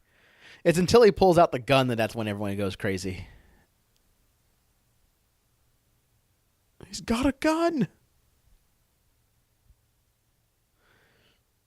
He's chasing over that police officer. Someone should stop that man. I love the kinetic momentum of that. Oh, that slide. yeah. And now there's so many police officers. Which one is Silva?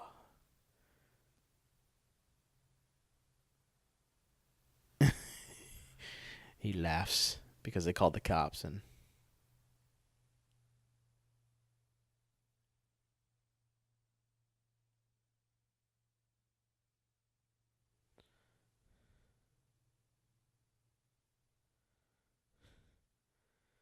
He knows because the door didn't close completely. See, that's how you work as a spy. You're perceptive.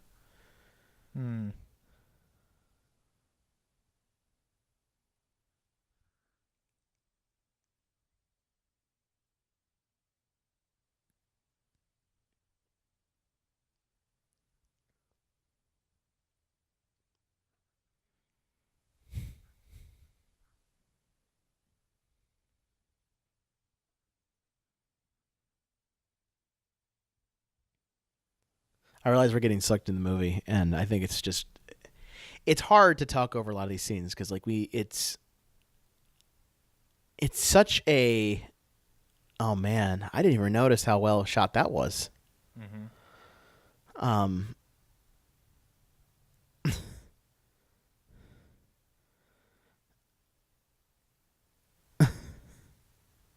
Yeah, it's okay to let the movie breathe. Yeah. Isn't this where he starts getting some people into the mix too? What? This is where he starts getting his other agents into the mix, right? Maybe.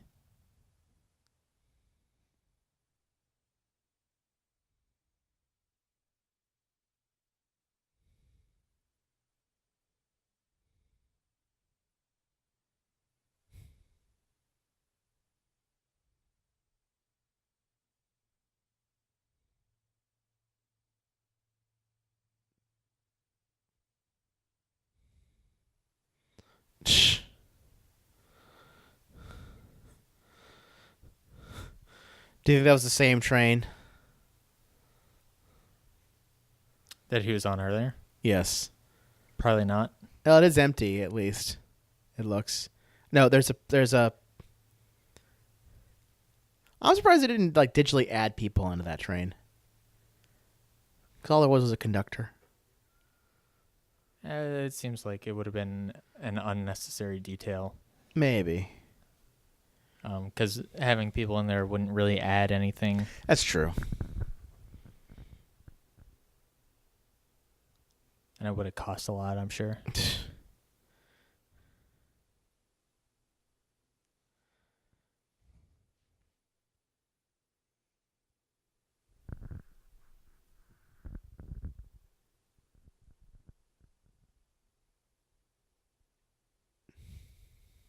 I see a world of hacking.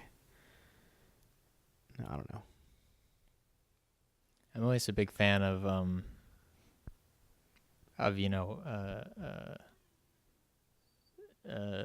filmmaking techniques like this, where like she's giving her monologue, and Yeah. there are multiple scenes happening at the same time. The montage monologue, if you will. Yeah, and then it all converges. Yeah.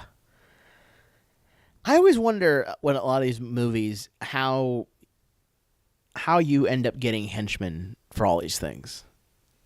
Yeah. I've always wondered that, like where you hire those mercenaries, and if those mercenaries truly exist. But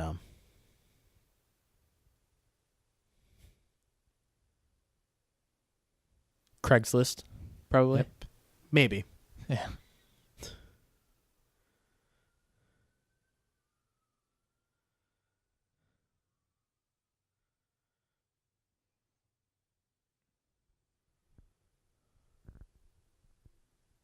But yeah, I'm sure on the deep web, there's probably some. Maybe on the black web or the deep web, that part of the web that you access through Tor. There's probably a hitman Craigslist. Maybe there is. I've always wanted to know how you go about getting that kind of people. Yeah. Now duck. Owned.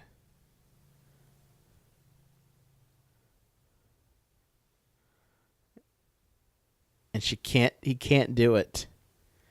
He hesitated.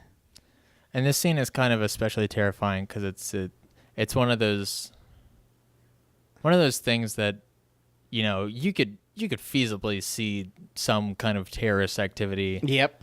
In a court procession such as this, and it's not your typical setting for a shootout. So no, not at all. It's very visually jarring. I love he's giving cover fire. Yeah.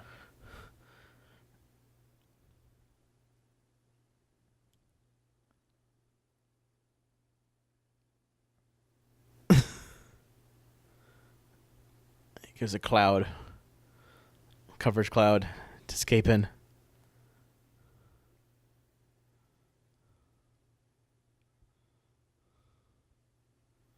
Shit! He just shoots some random guy.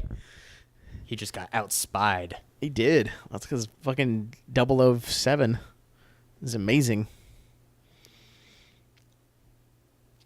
So now, do you think the 00 Project rather quaint? Miss Prime Minister bitch? Or Minister of whatever the hell you were part of in the Parliament? Because I don't. Roberto, I think there's a good reason why you are not involved in high-level British politics. I think there's plenty of reasons why I'm not involved in high-level British Parliament. One, because I'm not British. Two, because, I'm not British. So right now, those are two of the many reasons, yes.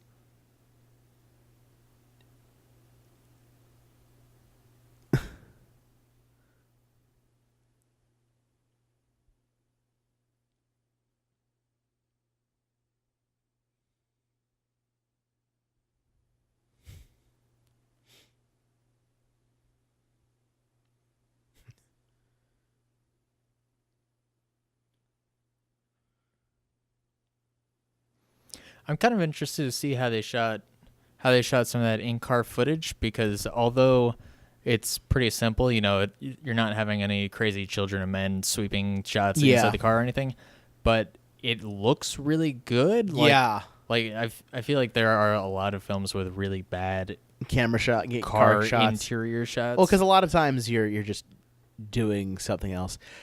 I forgot what trick he pulled to confuse everybody, but I love. This is the reveal.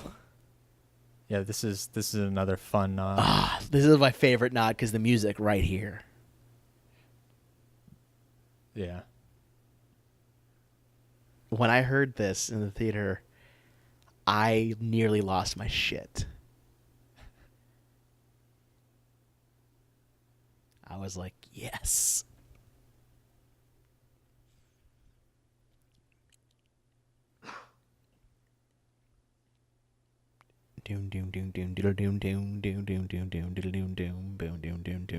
very classic. And I was like, that is such a beautiful nod. Mm-hmm. The ejector seat.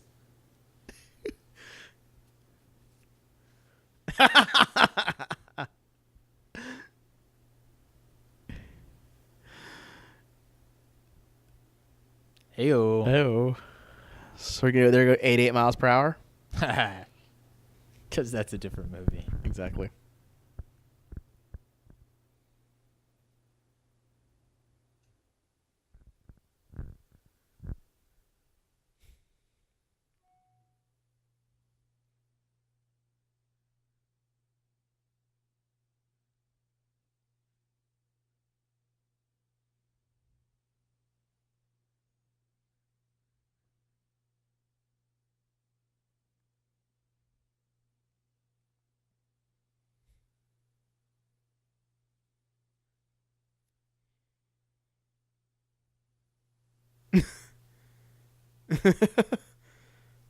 Buggered.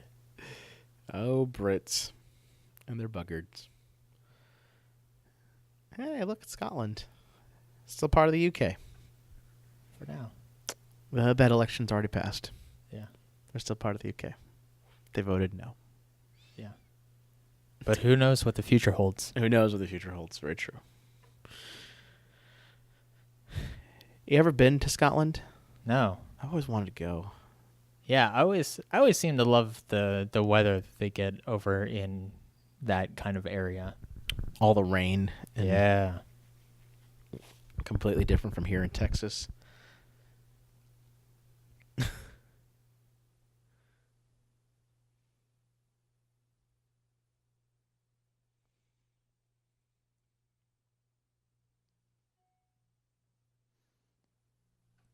From here on out is kind of my favorite part of the film. Really? Why so? Because it's very low key, it's very solemn, and there's a lot of nostalgia for the character, and I don't know, there's something very subdued about this that I really enjoy. You're absolutely right. This is definitely, I mean, we're coming to the end of the movie and some of the final sequences. Yeah, the last act. But you're absolutely right in terms of it being subdued, which I guess is typical for a good action film. I think, and of course, you have this incredible landscape. Yeah, that's a damn good point. I always forget about that. But Just 1 second. This reminds me of that opening shot of The Shining. Yeah. Yeah. And I love the reveal of Bond Manor, if you will, or Skyfall. And just how they introduce that. It's just like, oh my God. So as you're saying, in a good action film, because there's a lot of action films that never do this, but in a good one, they'll have a lot of these really quiet moments, because you know that the action is going to ramp up and that it's going to get there eventually. But if you don't do that, you'll never ever get. That action won't have as much impact. And what I love about this moment is we get to learn a little bit of Bond and a little bit of history. Because up until this point, in terms of the mythos, like we talked about at the beginning, Bond was somewhat of a, we thought that's a code name. Anyone could apply to it. And you don't really get a lot of James Bond's past. Any of the Bonds, for that matter. Mm-hmm. Like maybe a little bit of what a past thing he did, or maybe he bumps into a girl he dated in terms of another mission or whatever. But you don't really see a lot of the consequences in it. There's a couple of them have done that, but this one, more importantly, really, really shows James Bond as a person and less as this sort of mythical spy kind of thing. We actually, like right here.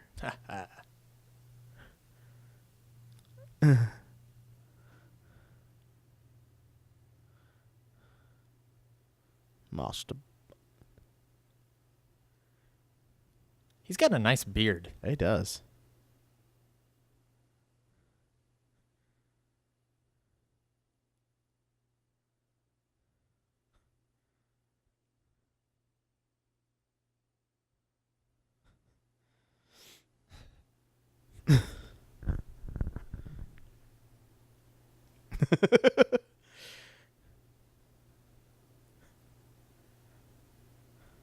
Sold that too.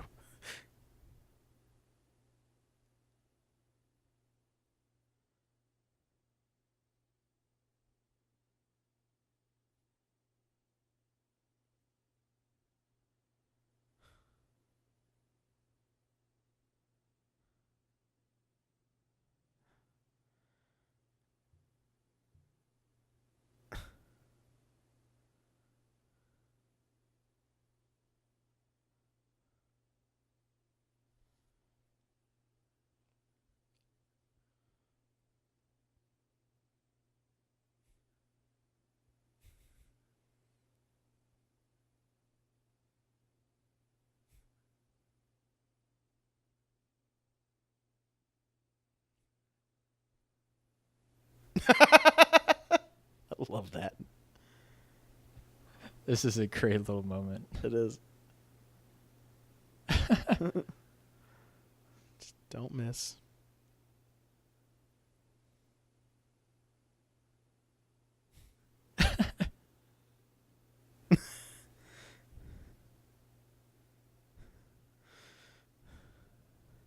Tax collection. Wah, wah, wah, wah, wah, wah. I work at Taco Bell, as you do. As you do when you have a manner like this. Mm-hmm.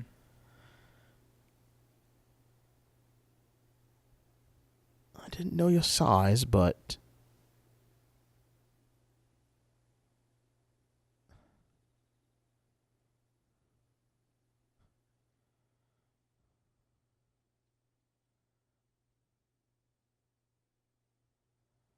something that will become more important.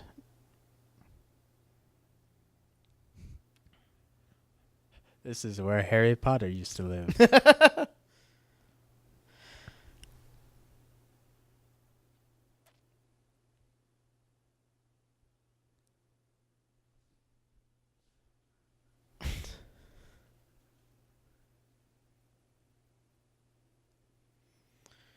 He was a wizard, Harry.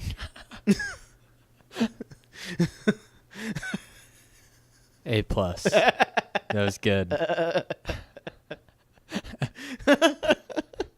Sorry, you started it. Yeah. I just had to finish it.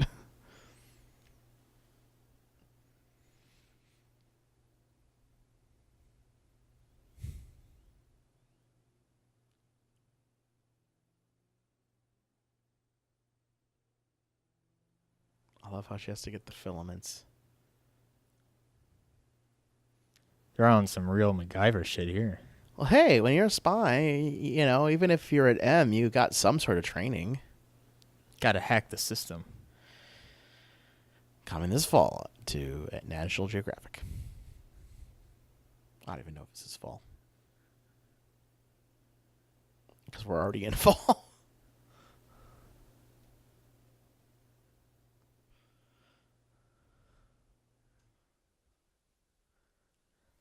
But I've never known how I like the whole setup shots. I know they have to do all this stuff, but I've never, the whole setup montage is always kind of iffy with me. Oh, what does he find? Yeah. Old school dynamite. Sawed-off shotgun. Hells yeah.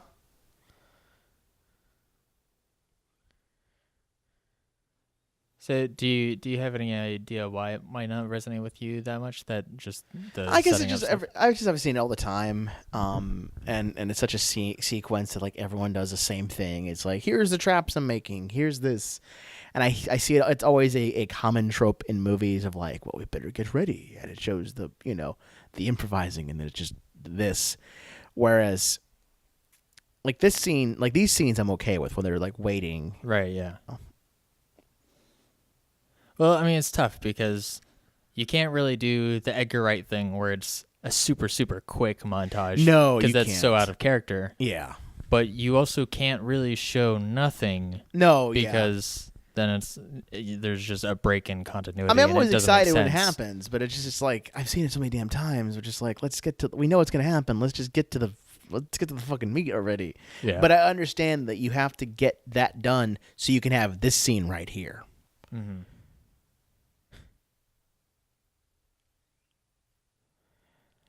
That, and of course, anytime I see a sawed-off shotgun, I'm in. Sawed-offs are the way to go. I forgot why you do that. You have a shorter barrel. I think you have more power, but a lot less accuracy. Yeah, I think there's a wider spread. Yeah. But because you've shortened the muzzle down, there's less things slowing the shit down. Mm-hmm. Less distance to travel before it hits air. It's a greater scatter for sure, so it has a little more power. Which is particularly good for close combat. Exactly. Stuff.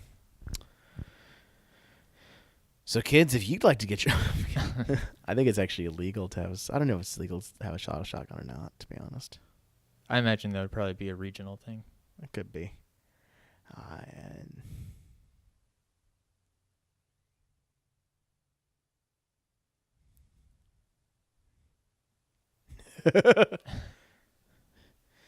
Oh, the Aston Martins with all its gizmos.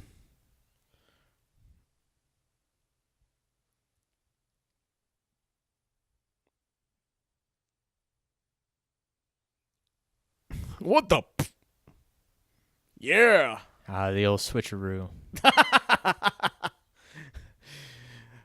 That's how they roll in Scotland, by the way. Yeah. if you don't eat the haggis. That's what happens when you cross the borderline. That's the only thing I and it was funny. That's the only thing I know of Scotland. I have enough friends in Scotland. I should know a lot more about Scotland.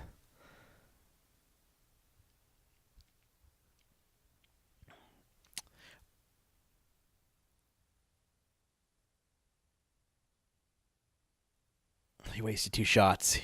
Should only done 1. Got to conserve ammo. You got to be sure, man. Well, I understand you do the first shot, but then the next one you shoot at the head to confirm the kill. You always confirm the kill, yes, but you got to confirm it at head point. It's the only way to be certain.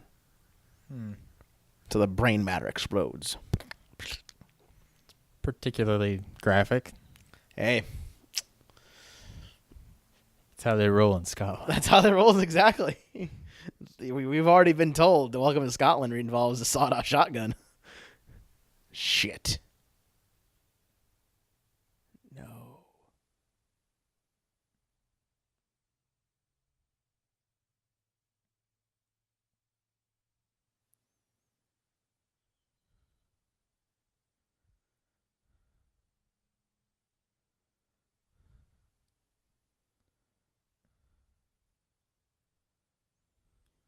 What do you think about how dark some of these shots are?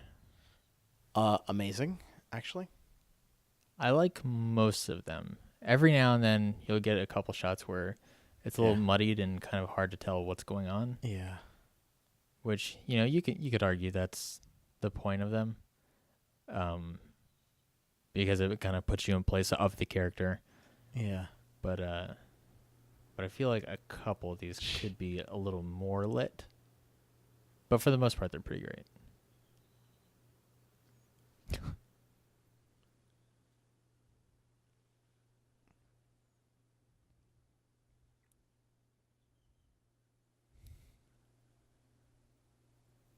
Is that Longtail Sally? I don't know if it is. I don't remember the name of the song. I'll have to hear it.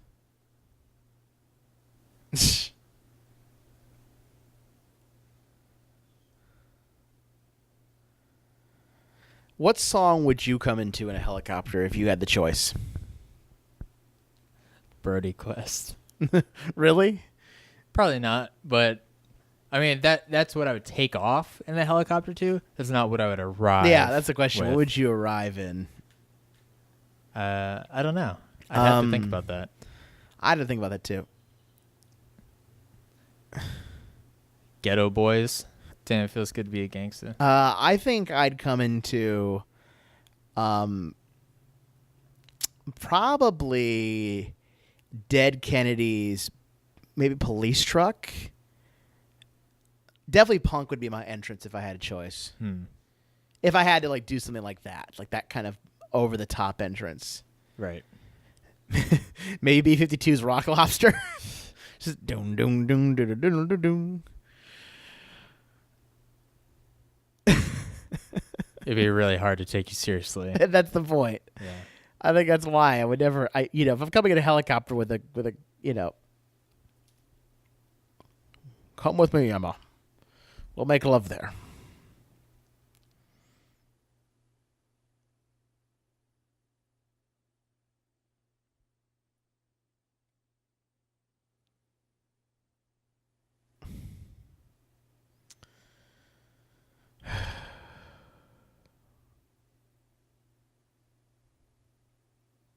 I got this.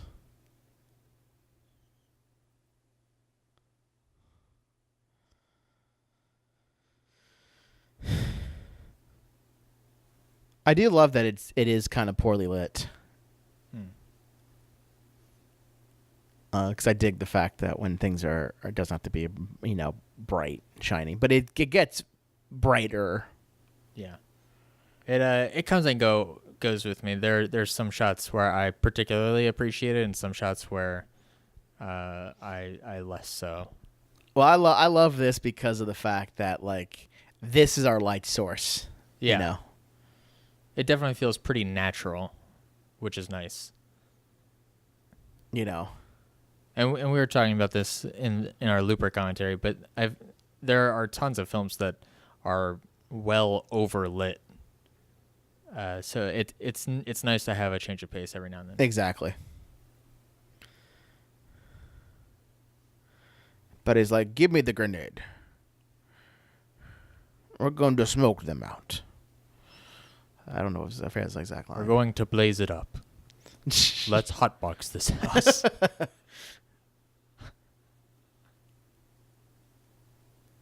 Fuck you. 420, James Bond. 420 blazing. Get lit, son.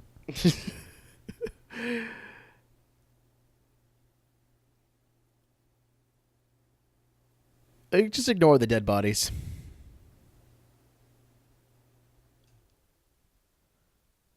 You've been shot.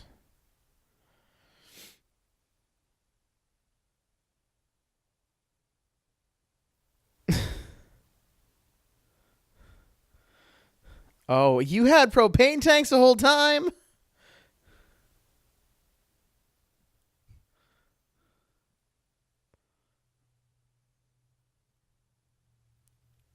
There's so many things you could have done with those propane tanks. This shot right here. Because eventually that whole thing goes up in flames. Yeah. And that becomes the thing in the distance and that you just see silhouettes in. And I love... Oh, and that was a really nice shot. With the car silhouetted. Yeah. I'm just a huge fan of silhouettes, just kind of in general. Yeah. I think it's a really interesting way to visually communicate things. Destroy the Aston Martin. That's just spiteful. That is. That fucked your car up, dude. That's a classic, too. You do not destroy an Aston Martin like that. Yeah. And that's where Bond gets pissed. Now it's personal. That's the shot of you fucked up the Aston Martin. With the guns and the ejector seats. And he's just like, fuck you. It's like, go fuck it.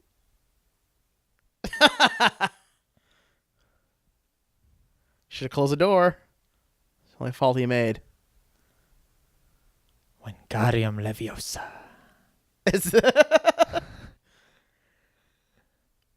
Boom! Fuck your plane. Fuck your helicopter, sorry. And of course, the ever popular. Oh, shit!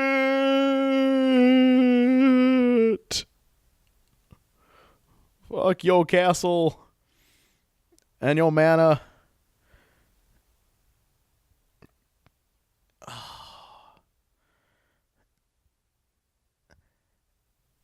They always do this shot. Yeah. The whole tunnel of fire. You had to outrun the explosion, man. He always does. Bond's not. He's not going to join us, is he? Yeah, this shot. Oh God, yes. And there's some with 007 walking in front of it as well. Oh, that's exactly what I'm thinking of. I love. He's like, well, what do we do, boss? What do we do? Well, what do we do? What do we do, boss? What do we do? What do we do? What? How do we do this? How do we fix this? Because doesn't he shoot them? Maybe. I think he does. I think he does it out of anger. Oh no, I think Bond takes care of him, doesn't he? No, I don't know. Like right around the time they're on the ice. Oh yeah.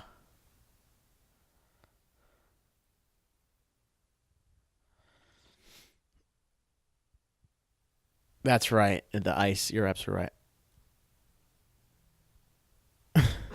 Power went out pretty quickly for a, I guess it's starved of air, but that means he's starved of air too. Yeah, and I mean down there, there's not much for it to burn on. That's true. That's all like rock and dirt and stuff. So that's very true. Yeah, like these shots.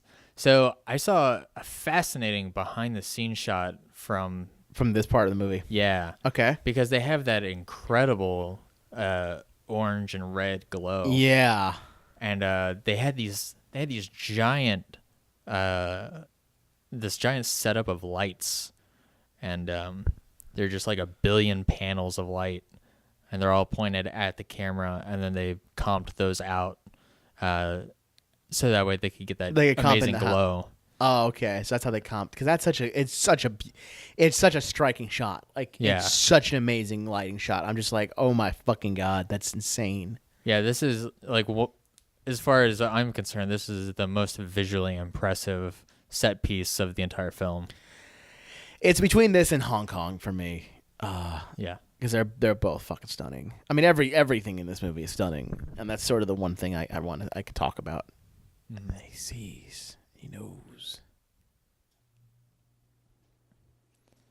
Yeah, because when I saw it in, I forgot, I think we might have, did we see it in theaters together? I don't know, did we?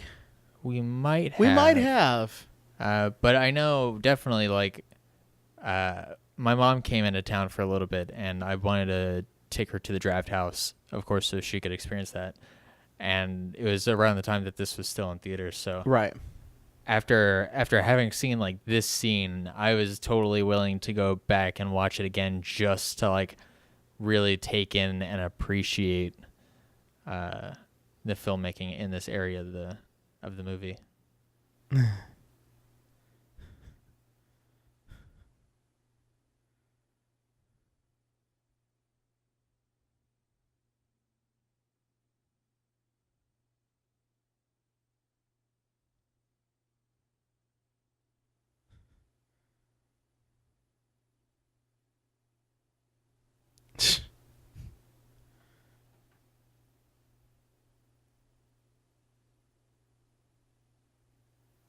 Yeah. Into the freezing cold water.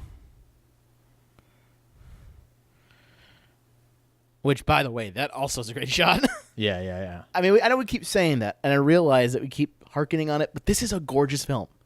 And this was like the one thing I really took away from this Bond film, because I've seen a lot more of the films, more than you had, at least at this point in time, and that was the one thing that I took away from, just like, oh my, I didn't realize that you could make an action film like this look this pretty.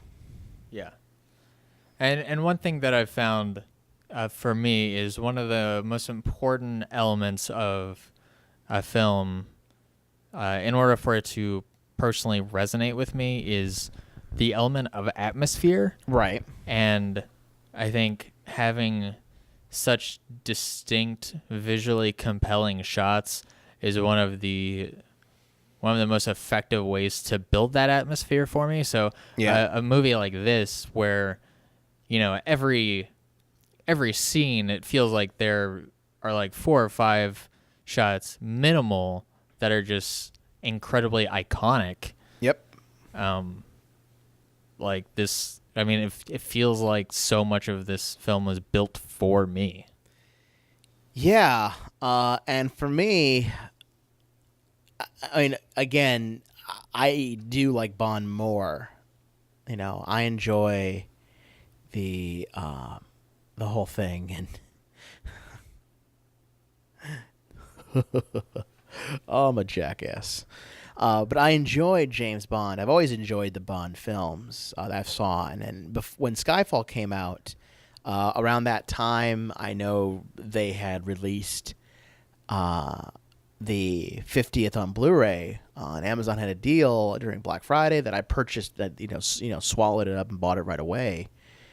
So then I got to go back and watch some of the Bond films I'd never watched, and so I started, around that time, getting a way more deeper understanding of Ian Fleming's kind of character of Bond, and just the idea of what it means to have Bond. And Skyfall, I thought, was just a perfect way of like getting into whatever the next era is. Yeah.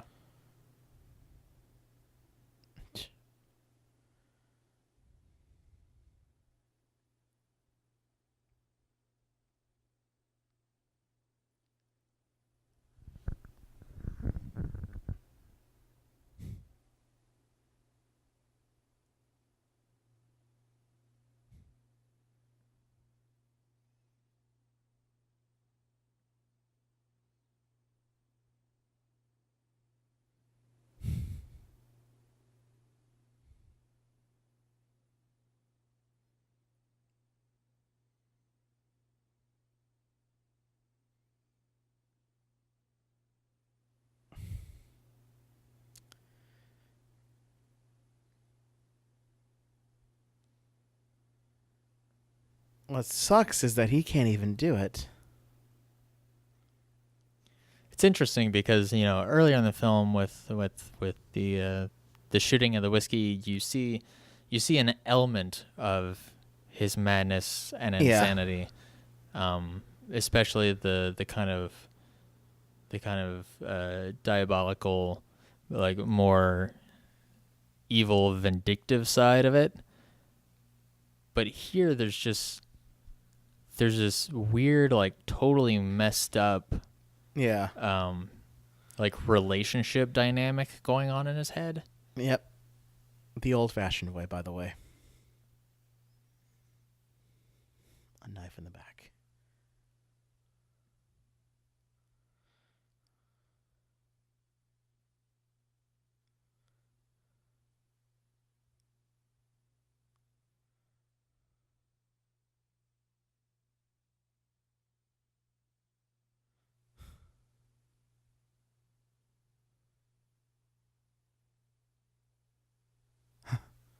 Callback.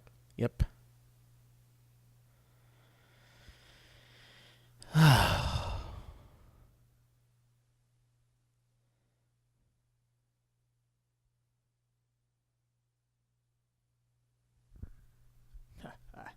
Here's the end.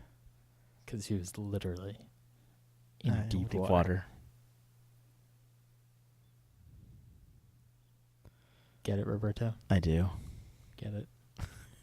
Because it's a turn of phrase. It is. It's very, very common in a Bond film. What's funny about this, and I was mentioning to you earlier that our switch off between M's, if you will, this was our first. This is almost like what's interesting about this film. Even though I think Daniel Craig has a couple more in him, from what I understand, this isn't like the last one he's under contract for. What's interesting with this Bond film is by eliminating this M, you really kind of put the sort of the nail in the coffin between the eras, if you will. And it was something that I noticed when we watched Skyfall, because again, this movie, like this is, whatever, I remember, I think it's like 25 years actually of Bond, to be honest.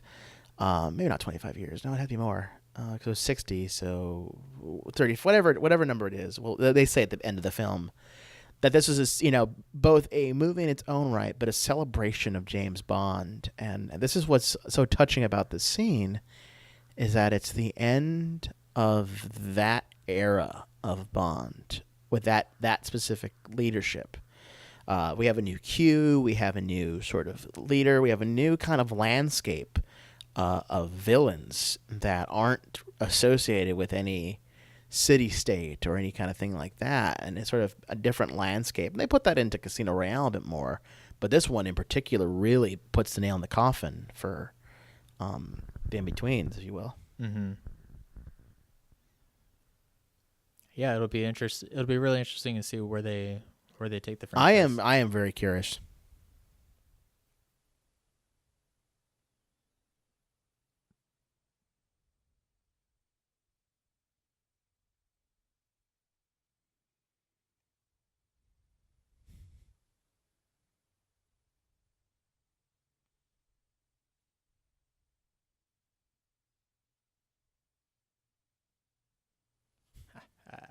Callback.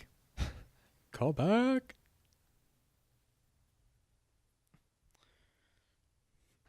I love what she leaves him. It's beautifully touching. Yeah. Aww.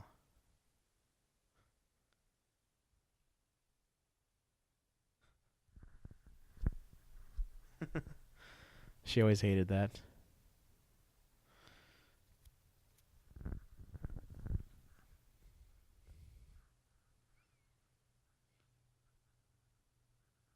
Great scenery. Yeah. All right, time to get back to work.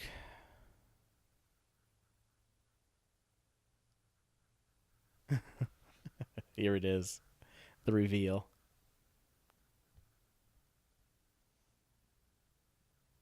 Ah.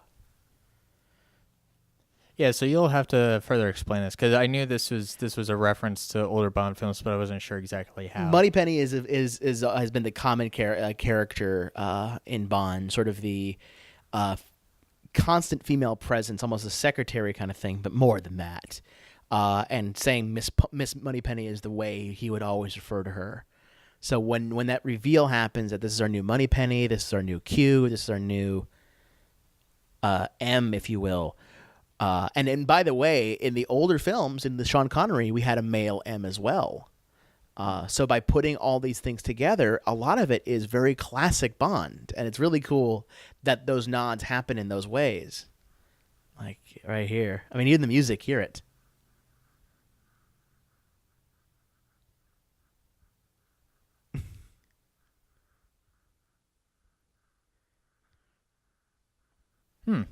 Oh, there it is. Yeah. That's the classic way at intro, right? Bam! Oh, such a classic shot. It's such a, and again, this movie, right here, 50 years. That's what I thought it was, 50 years. That they have this, that this is a not only a movie that's a great film and a great Bond film, but it's very much in the spirit of, celebrating what it is that makes James Bond. Yeah, James Bond. there's absolutely a reverence to it. Yeah, and it's definitely like one of my favorite things that they did in this film, was because it is a very well-known franchise, and it's so amazing. And, and such. Whew. So we've come to the end. Always pleasure doing the show with you, sir. Man, I just feel like the rest of my life is going to be nowhere near as pretty as this movie was. It never will be, sir. Where can people find you online? You can find me on Twitter. That's at Gatowag, GATOWAG, where you can search for me just about anywhere else with other things. There's like a Brandt Hughes. I know you have a website somewhere. Yep, BrandtHughes.com.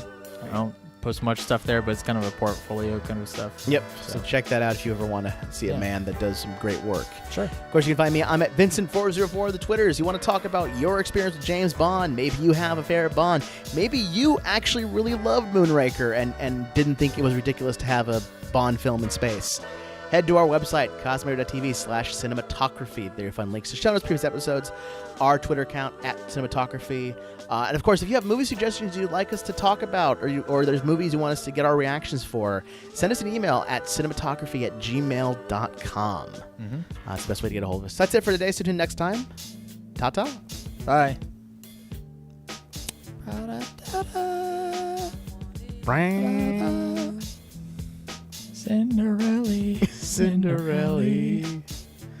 Cinderella. God, that would be the movie, the Cinderella James Bond team up. I would watch that movie. I would watch that movie yesterday. The name is Cindy. Cindy Relly. This has been a CosmicRadio.TV production. For more awesome shows, head on over to our website, CosmicRadio.TV.